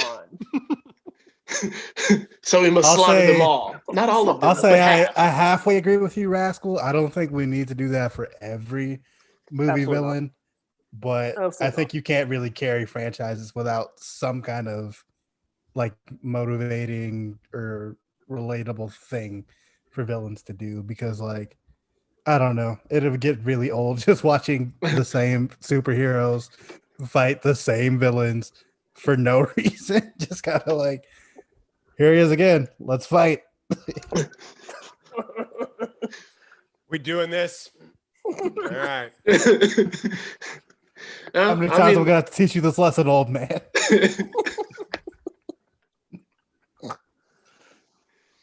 Oh shit. Eventually, they're just like, "Why are we doing this? What's the try? Like, what are you mad at? I don't even know. Ain't you tired, bro? I'm tired. Shit. We just go like call it quits. Like, I'm gonna go over here. You're gonna go over here. You want to grab a beer? Yeah. I'm pretty sure. I'm pretty sure Family Guy successfully pulled that off in Peter versus the Chicken. It's exactly it's like, why are we fighting? Is Why are we something doing at a this? grocery Like- store? All this podcast is just Family Guy bits. Yeah, this is like the second time it's referenced. All right. That has been Rascal F. Kennedy with the hot take that we don't need to keep humanizing villains. We knew he was going to come in with a superhero take. The fact that you actually enjoyed Wonder Woman 1984 is bananas. That's a take on its own. Yeah, I know y'all hated it. That movie stinks. That movie fucking sucks, man. Oh, Did man. you like it better than Batman v Superman? Like, where is it in your DC? Oh, it's at the bottom of the barrel. Oh, okay. But so is the original Wonder Woman. So I Ooh. mean, I enjoyed this Wonder Woman more than I enjoyed the other Wonder Woman. Wow. Wow. I'm not gonna lie, I actually fell asleep on the first Wonder Woman. The first time I watched it, I had to watch it again, and I was like, yeah, I see why I fell asleep on it. This movie is just so poorly written, man. This You didn't miss much with the ending of the original Wonder Woman. Yeah, the ending is Yeah. very bad. Yeah, it was just it was piss poor. All right. Well, we're gonna have you all back on to do some more superhero. We're definitely having you back on for Zack Snyder's Justice League whenever that I comes will out be in here. 3 years. You're gonna Um, make me watch that shit. I'm gonna, yeah. Yes. I am going to make you watch that shit. The world deserves our takes. I might even invite Dex over to relax and watch the movie. We'll be doing Zack Snyder's Justice League in like 12 years whenever he actually finishes that. All right, guys. That has been Rascal F. Kennedy. Thank you for All right, coming guys. on, man. Thank you for sure, bro. being with us for a year, bro. I love y'all, man. Y'all have a good one. You too. All right, let's let Sarah Johnston in here.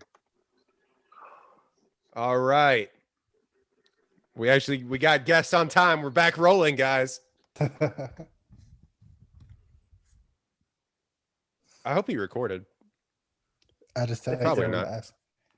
If he didn't, that's actually okay because that kind of fell apart in a lot of different ways. So Right. And probably just use a Zoom call. Just yeah. cut all of our audio off there and just use that Zoom call. Yeah. I didn't pause between this one. I don't know if y'all did either. I haven't paused at all. Have fun. There she is, Sarah Johnston. Oh, I Hey, have I like did win. not realize this was streaming. That's so cool. It's great. I don't think anybody's actually really watching. So No, it's Okay. just so I can probably like instead of having to go in and cut these videos and stuff, I'm just, you know what? Let's just put it directly on YouTube. Unedited. Patreon subscribers, go to our YouTube. All right, you recording on your end, Sarah? No, hang on. Jesus. I know, I'm so bad. Wait, Meg- Okay, What is behind you to your right? to my right. she's got balls on Yeah. the walls. She finally fulfilled what Little John was telling us. To Oh do. yeah, it's like a plug for these. These are lights. These are string lights, but they're for show because the plug doesn't reach. Yeah. Like millennial adulting right there. It's like this doesn't work. It's like, Yeah, you who know what? cares? I don't want to return them, so that's fine. Okay. So I'm recording. All right. 1 year episode, guest number 4 now, Sarah Yeah, 4. Johnston. And gang. She's in here after a couple of episodes, a couple of real banger episodes. Wonder Woman 84 being the last one. Sorry we made you do that. It is what it is. And you got served. And you got As you served. got served. we started Equally amazing movies. So she's in here to give her one take. What is your spiciest movie take? My spiciest movie take. God, I hope no one has said this already. My spiciest movie take is about live action remakes. Oh, I think they are the worst thing to hit cinema.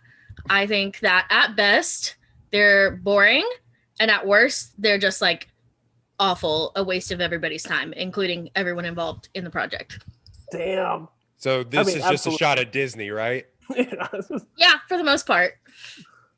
Direct What? across the bow. Yeah, where does this cut? Like the Lion King, or like I mean, the Lion King was basically just the animated movie. Like I don't. It was like shot for shot the But it same, was terrible.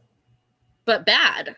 Yeah, it was like the same script, but somehow they took the greatest movie of all time and made it bad. And made it bad. Because that's the thing about The Lion King. Like, one of the good things about all of these movies is that, like, they work as animated movies. But then when you tried to, like, I just don't think, like, we've gotten there yet with, like, animal live action. It was like, if you make them show too much emotion, it just looks weird, very uncanny valley. But if you make them to show, like, not enough, then it's just like, this is just a really boring movie about talking lions.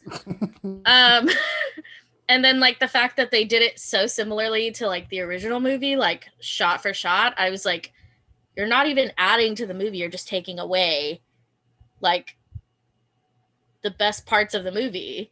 It's horrible. All of them. I've yet to see a good one. I like Beauty and the Beast, to be honest. I'm not gonna lie. I didn't like it. I No. still haven't seen it because I do not care. I didn't even like the original one, so The original's fine. It's not the best Disney movie, but like it does the job. But there's something about that weird beast thing, like it just didn't look like it. Like she was not talking to a real person when they shot that, and like you can tell. Awful. Dan Stevens left a cash cow, being one of the most favorite characters in Downton Abbey because he thought Beauty and the Beast was going to launch his movie career. Boo Boo the Fool. He should have stayed. Yeah, like it was, that shit sucked so bad. Emma Watson's okay, but I'm also complimenting the one human. Like, way to be a person amongst. But also, she's the digital one characters. human in the film, minus like I mean, there's Gaston and like all those people, whatever. Which honestly, they were way better than she was. She just like, I feel like she did not do it justice. It's like you really have to be a good actor or actress to like pretend to talk to inanimate objects, and it just felt like she was like reading lines. Like, and I think she's a good actress. I did not like her performance. It was boring. Is there any other live action remakes besides the ones in Disney that you have come to mind when you think about this? Did anybody see the new Mulan? Which that wasn't. That sucked. I still haven't watched it. Yeah, I didn't watch it. It was not good. I wouldn't watch it for free, let alone for $20 or whatever they were charging. Yeah, it was like $40 when it came out. Yeah, 30 or 40 when it came out. And good. You should not have, because it just wasn't. Yeah, it wasn't good.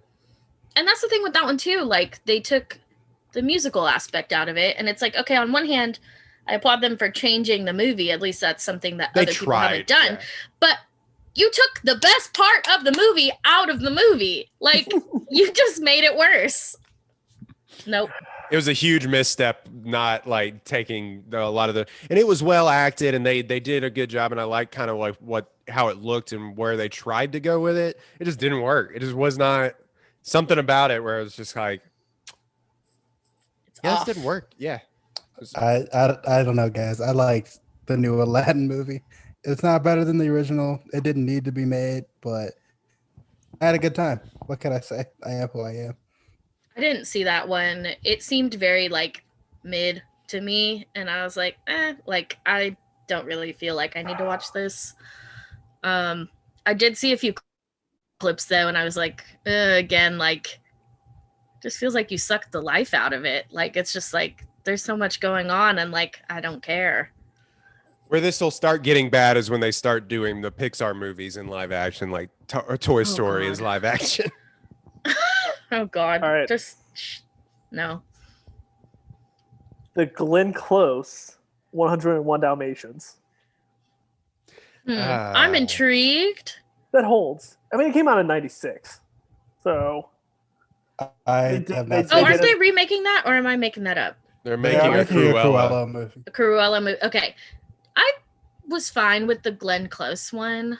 That's okay. But I think that's like different time. Like yeah, it's a totally different. It wasn't like today's like just churn out all these shitty live action remakes. Well, apparently, Dumbo was apparently bad. It wasn't bad. Nobody saw it, but it wasn't bad. I didn't even realize it was out already. I thought it was like a future thing. They're doing Lady and the Tramp. Damn. Yeah. They're doing Lady and the Tramp next. That launched with Disney Plus. It's been out. It's been out? Okay, well then I'm just behind. Yeah. Okay, the Lily James Cinderella, the one that came out in 2015. Okay, y'all want to hear another hot take? I don't think Lily James is a good actress. I think she's just hot and she can sing, and that's good enough. I agree. Sometimes that's all you need. That's all you need. I am 100% with you. Actually, I cannot name a Lily James movie that I'm like, I love this movie because Lily James is in it. Shout out to she's passable. She's not shout out to Allie James. She's not like Blake Lively, where it's like you're only here because you're hot. It's like Allie James can do Allie a James. little Allie more. James. Lily James, you said it. You got me. Same shit. Gotcha. It's like Oh, you're never going to be nominated for an Oscar, but like you're nice to look at, so I can't really Yeah. complain. You were hot as fuck in Mamma Mia too. Like, She was. I'm She about was. Visually, amazing casting choice. Acting wise, she ain't got the chops. She Oh, was I the worst cannot- of the whole movie. Cannot Is she wait a bad for- actress or is she just British? Oh God. No, but British, I feel like British actors are Like, sometimes better than a lot of the American actresses because they care less about like what you look like and they're more like, that guy's weird looking, but like he's really good at what he does. Like, and that could be like 5 different actors that I just talked about. I cannot wait for them to fuck up so hard on the Pocahontas remake. Oh God. Oh, just don't do it. Just don't. Just Let's why? just not. Guarantee you they will though. There's Just just don't. no way for them to do that in a way that like brings justice to like any of the like the movie or but also the story. Like The this is actual just history. a disaster. Like They're they're not gonna gonna, they don't cast have one in the works, but I guarantee tan you they Scarlett will. Johansson happen. and everyone's gonna lose their minds. Like and With then it's music just by Lin Manuel Miranda. Oh my God, we're not far off. no. 2 years. I give it 2 years before it comes out. You're my white savior. These white men are dangerous. It's just gonna be like rapping, like The powwow battle. Oh no. So what's funny is Mallory and I actually watched like the end of Pocahontas yesterday because it was on like ABC Family or whatever they fucking call it now. And I was like, I haven't seen this since I was a kid. Let's watch it. The character that Christian Bale voices straight up murders a guy, and it gets brushed over very quickly. like not important. Details. I mean, Yeah, I'm that realizing dude was a I Native do American. not remember He does anything not about how the matter. movie Pocahontas ends. I mean, She watch just- Avatar. It's the same movie. She paints with all the colors of the wind, and then I'm out. Like I'm good. It's a lot of this motion. It's just a lot of Miss America waves. Crying underneath the willow tree or whatever, Yeah. It's which is a- her grandma. It's a lot of white people are fine and didn't bring disease to Native Americans. Yeah. Totally we totally didn't. didn't do that. Yeah, Different totally white didn't people. commit. Totally didn't commit genocide. And John Smith was actually a good person. Yeah. Wasn't Pocahontas like Mhm. 12 and like forced into a marriage? It was like 14 Okay. to John Roth. It's fine. Yeah, took her out of her home and sold her to England, basically. But yeah, it's totally fine and cool. It's fine. Very excited for when we get to Cars 2 live action. Oh no, that's gonna be oh my god. Owen My Wilson's still name's doing it. Mater, like Toe Mater. Have you guys ever listened to Larry the Cable Guy actually outside of Yeah, he's like a normal dude. it's just a normal dude from like it's- Wisconsin. It's It's very been a off-putting. decade since I've listened to Larry the Cable Guy. At Oh least. no, like look up like watch interviews of like the guy that plays him. Like he's just a normal dude and it's very off-putting. It's like he pivoted so hard, and this has nothing to do with what we're talking about, but he pivoted so hard into being like, oh, these fucking idiots will eat up whatever I put out this voice. Like, bed, let me cash that check. Like, Y'all never let me hear me buy again. buy another house. If you ever watched Oh, Marvelous go ahead. Mrs. Maisel, Jane Lynch's character is basically Larry the Cable Guy. Incredible. Yeah. Noted. You know, we just said like Pocahontas would be made by Lin-Manuel Miranda and everything. He's doing The Little Mermaid. That is Oh him. God. He already Oh, did yeah, Moana. I feel that's like you only have so many ocean related songs in you. Like, and also, are they coming up with new songs or are they using the same songs? Are they just They adding a shouldn't come up with couple new songs. original songs?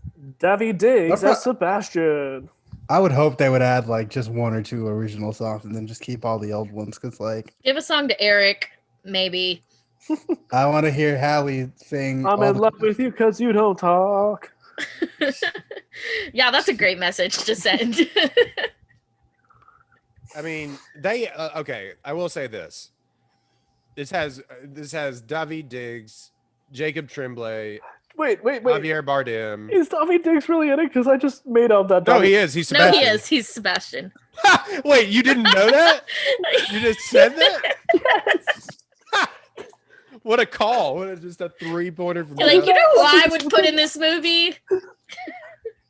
I literally just pulled that out of nowhere. That was like, what is the dumbest thing that they could do with this? It pulled Tommy Dix and Sebastian. Go dumber. It could be Lin Manuel Aquafina cannot is in say. it. doing the accent and everything. That's the funniest thing about Lin-Manuel Miranda. Creative, one of the most brilliant minds on Broadway.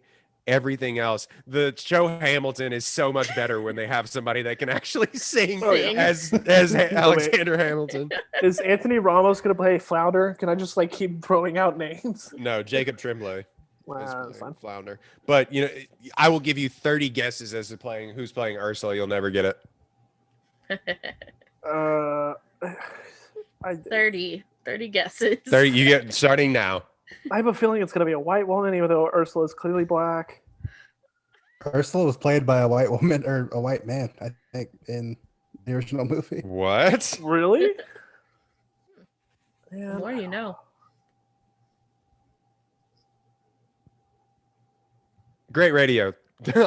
wait, You're didn't supposed to guess. You got 30 guesses. Come on. I know. For like 15 minutes, we're just going to be. God, We'll I be don't like know. warmer or colder. White women that can sing. Man, I don't know. Yeah, she was voiced by a white woman in the original, so that's There we go. Fuck, I don't know. It's Melissa McCarthy. All right. That was, why are you making me actually guess? I got nothing. Melissa McCarthy is playing No Ursula. thoughts. The other actress that Disney pulls out for every film. that's Oscar nominee Melissa McCarthy to use. Put That some is- respect on her name. That Did not is- know she could sing, but That is Good for Sookie from her. Gilmore Girls. Please respect her. She probably can't sing, to be honest. it's just like, I don't know. why? Let's Just see, like what the other world ones are doesn't- they coming out with? Cruella, the Chip and Dale remake, which is actually going to kind of be kind of funny with Andy Samberg and oh shit. Is it live action or is it just Yeah, like it's live action Chip and So it's- Dale. Andy Samberg dressed up like a chipmunk, a furry? No, I mean they say live Yeah. action and they just animate them Yeah, I into a know. real world. I know. So it's Oh, outside of Disney, live action, not remake, but just live action that didn't need to happen. Sonic the Hedgehog. Didn't need to happen. Didn't need to happen. No, it didn't. But I heard it was good. Hate It it. was not good. So, I It was not didn't good. hate it. Going back and thinking about it. Yeah, I mean, it could have been worse. Chip and That Dale was the Rescue last Rangers. movie I saw in theaters pre-pandemic, so I was like starving, waiting for the movies to come back, so that wouldn't be the last thing that I saw. could have been Cats. So count your blessings All movie theaters shut down, and it's just like it's because I saw Sonic instead of. instead of something good. Instead of Portrait of a Lady on Fire, we decided to go see Sonic. Way to go, everybody. Way I to think go. my last pre-pandemic movie was The Joker. Oh. So, there are worse choices, but like that was No, it. Okay. No, there's not.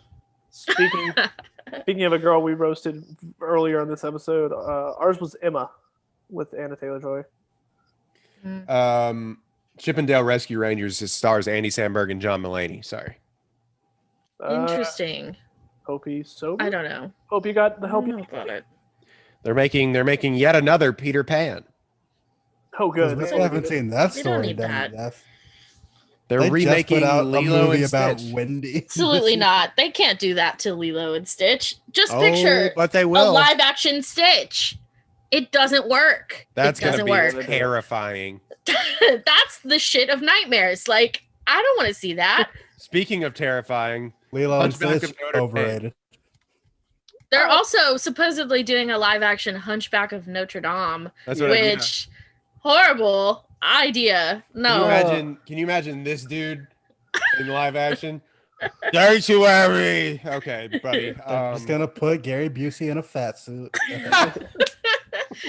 I am deformed. And I am ugly.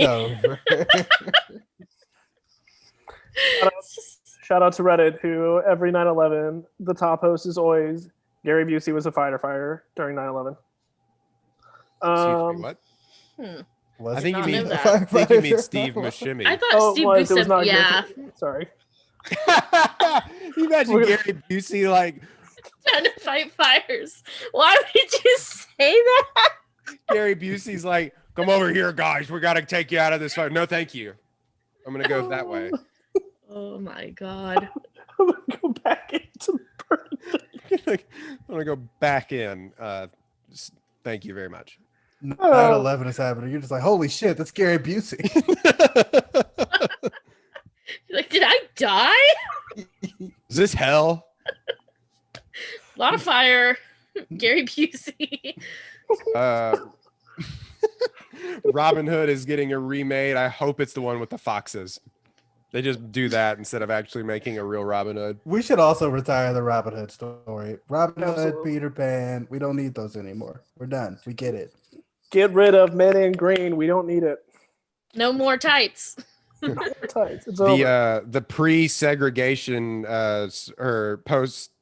pre-segregation Sword in the Stone Oh. pre-civil rights movement is getting remade. For a second, I thought you were gonna be like, Why? we're gonna Nobody remake Song watched of the that South. the first time. Like, oh no. This movie was made in 1963.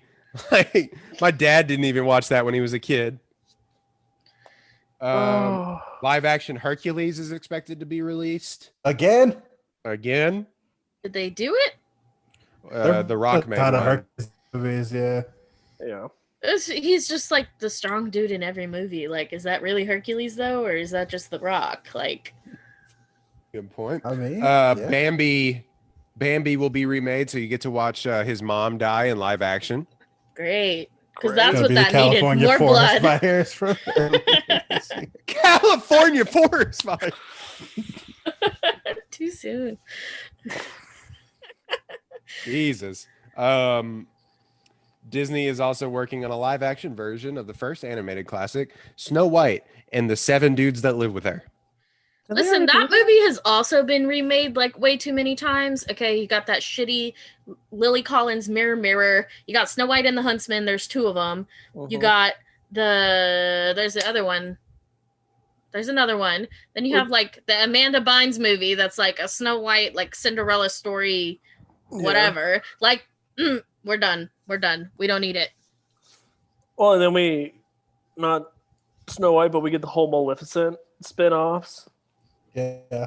Those are trash. But see, those are different. Like Maleficent, like was fine. I didn't see the sequel, but like that was a good choice because it wasn't the same story. Even Fair. if it flops, Fair. like it's not the same. And And, like, you have everybody's Disney favorite Plus fever now. dream. Wait, what? You have Disney Plus Go ahead, now. You don't Dex, need to I'll- remake the movies. Like people can just go watch the movies. They're all on there already. They're all You're on just Disney Plus. you're just wasting money doing it again and then putting them on the same platform. Are they like, wasting money? Because all those movies have made $1 billion.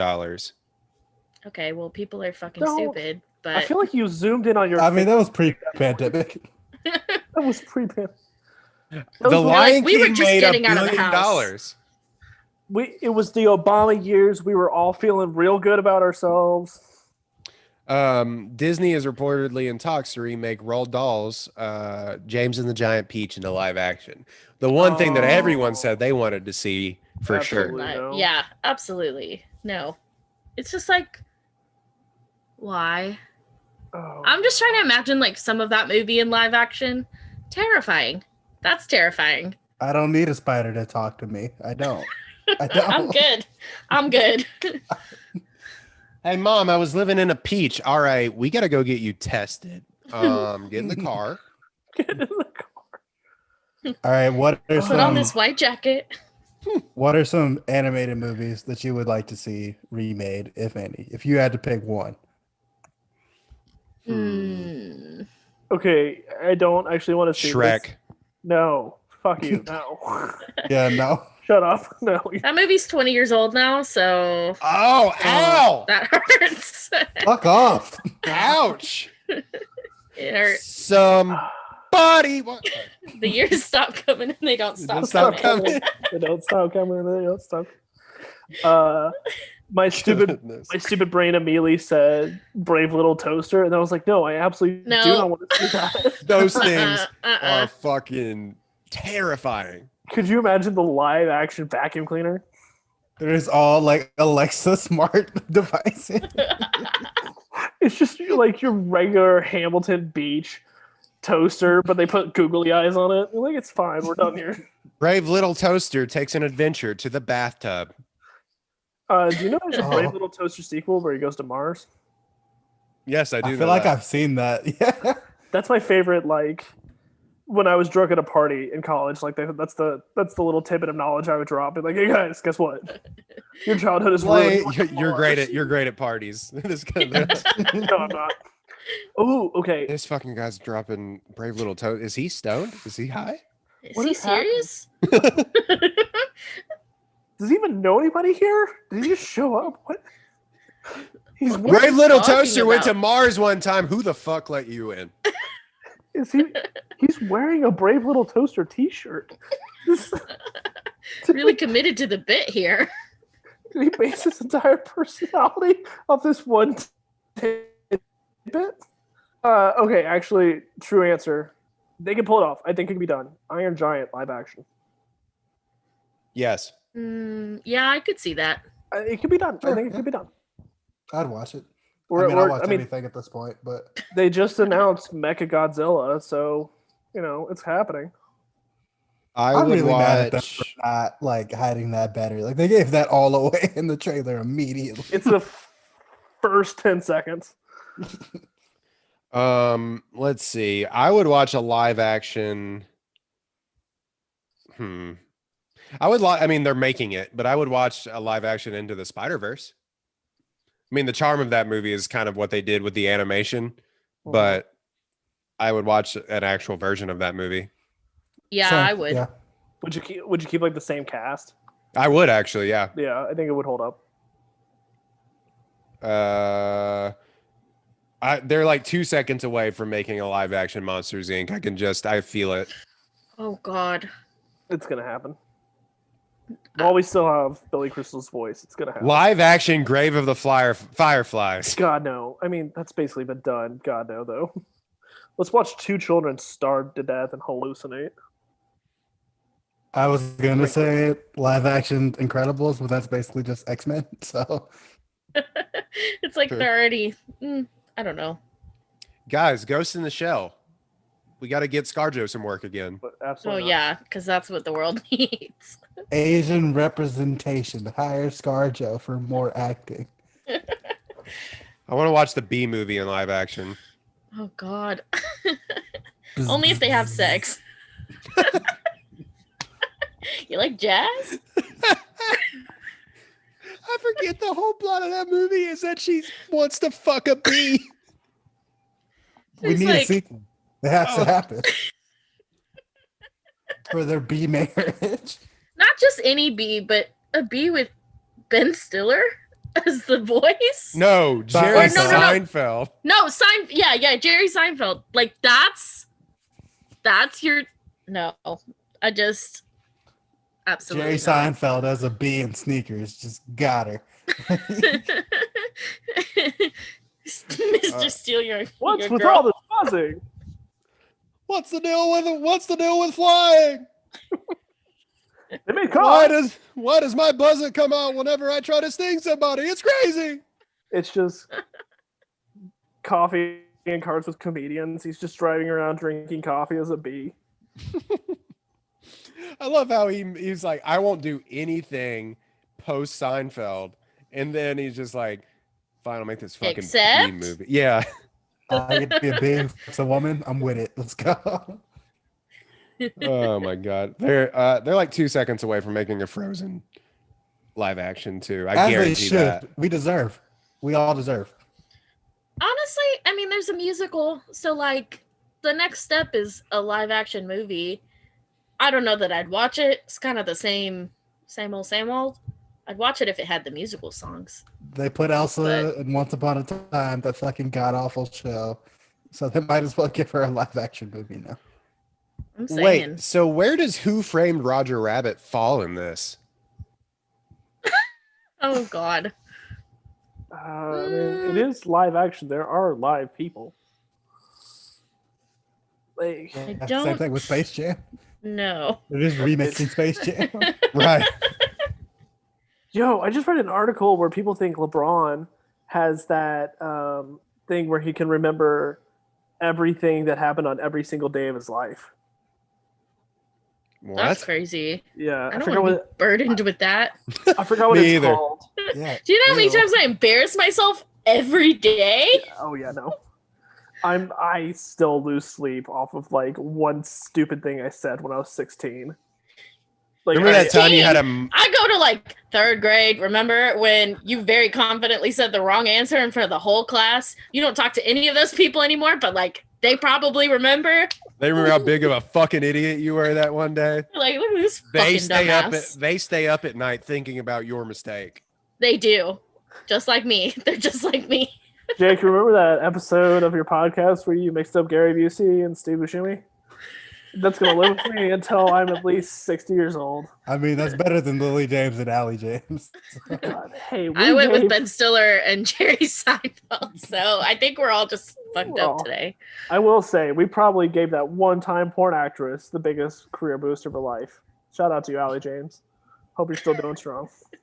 The Royden, remember that time you had a migraine and you threw up all down the hallway in 7th grade and everybody was like, oh my God. Yeah, remember that? Oh, you were one of those kids. Yeah, I was I threw up Mom, I threw up. 3 a.m. in the morning in the hallway. I mean, hey, remember that? Remember that? Remember when you did that? Yeah. Everyone you know remembers that. People on the street that you don't even know that about you. You're like, that's that kid who threw up in 2007. Fucking loser. What a fucking dipshit. Oh, vomiting ass bitch. Look at you. Oh my God. Hey, Royden, you throw up much? Oh my God. Can I give a toast at your wedding? Just it'd be that. You just start into the mic. I've known Royd and Caitlin for 2 years, and I have never found a couple so deserving. By the way, everybody, Royd threw up, so just Oh God. Damn. All right. Let's see. Any other takes we getting off? Well,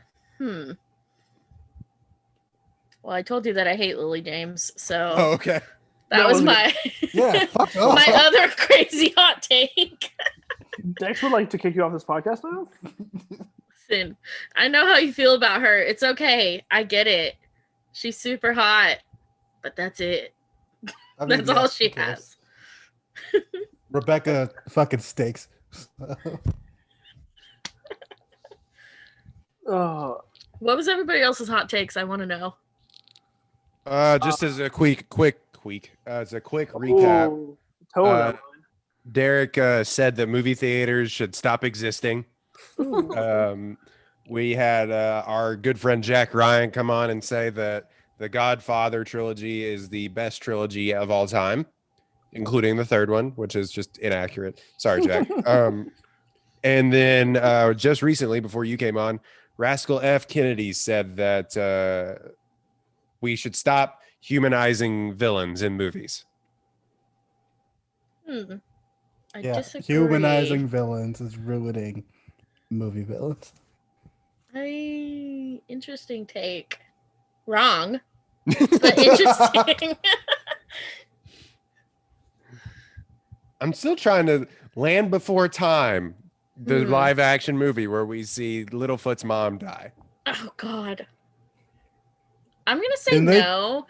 Jurassic Park 7 is yeah, Land Before basically- Time. I'm thinking of like that 2000s movie Dinosaur. Like that's the vibe Yeah. I'm feeling for Oh, like Oh. remember, Land so Before scary. Time. that movie is terrifying as hell. No. The ride that at Disney shit World rocked that's me. based off the movie is terrifying as hell.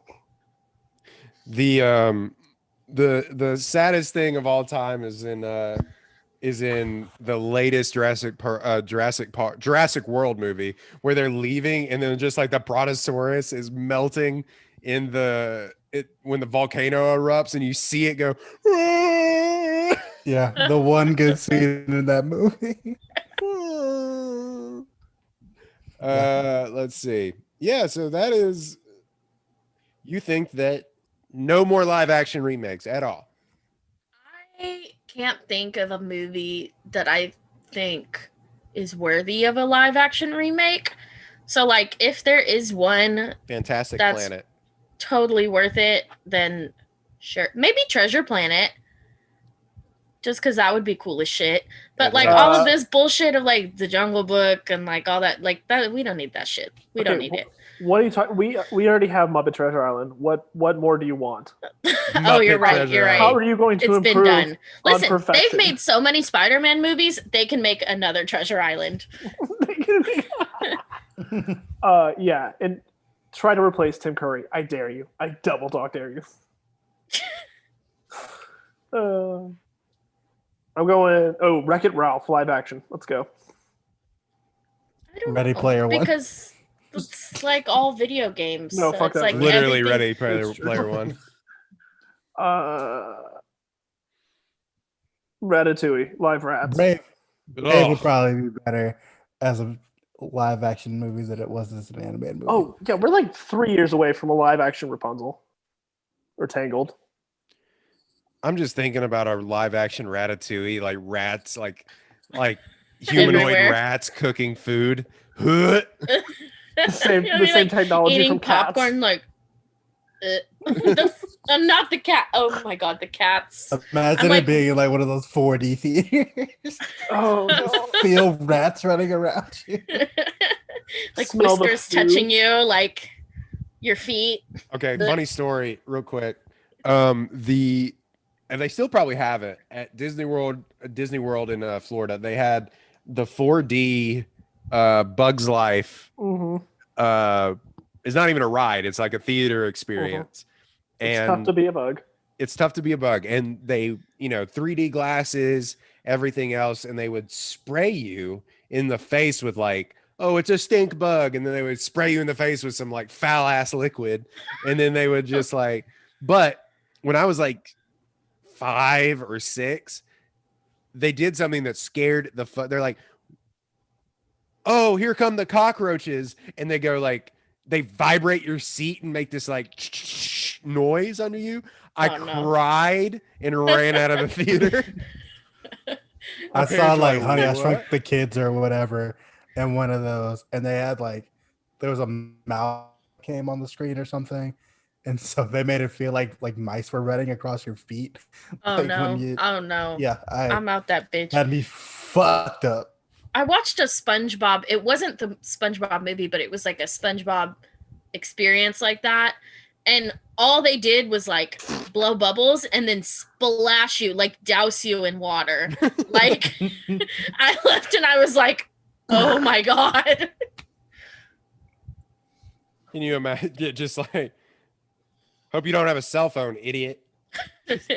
You brought that in here? Stupid. My dog Ah. absolutely wants to be on this podcast. Hello. Sir Chen staring at me. She's a Hello. good girl. Hi.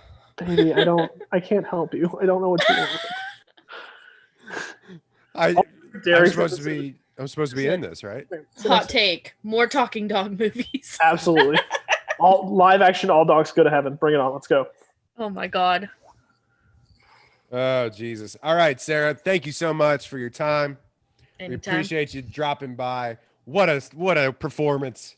Just coming in off the bench I do what I can. from way downtown, Sarah Johnson. Thank you so much. Yeah. All right. Let's see. Same as Rascal Dex. I'm leaving it on you to see if she recorded herself. She did. We did find out. So, never mind. Yeah, we told her to. Yeah. Who we got left? And what's left is Tej. Oh, okay. Have you heard from him? No, I haven't asked. I feel like we're gonna lose an hour since there's nobody after Teach. We might. All right, let's go back to some takes while we wait. Since Oh, we're wait, still you still- recording. Oh, I just right as you said that. It's okay. Actually, let me change batteries on my recorder really quick. Okay, then I'll pause.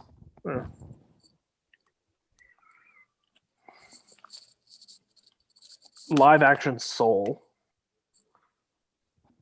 I'd watch They it. don't. No, they don't need to fuck with that movie. No, absolutely not.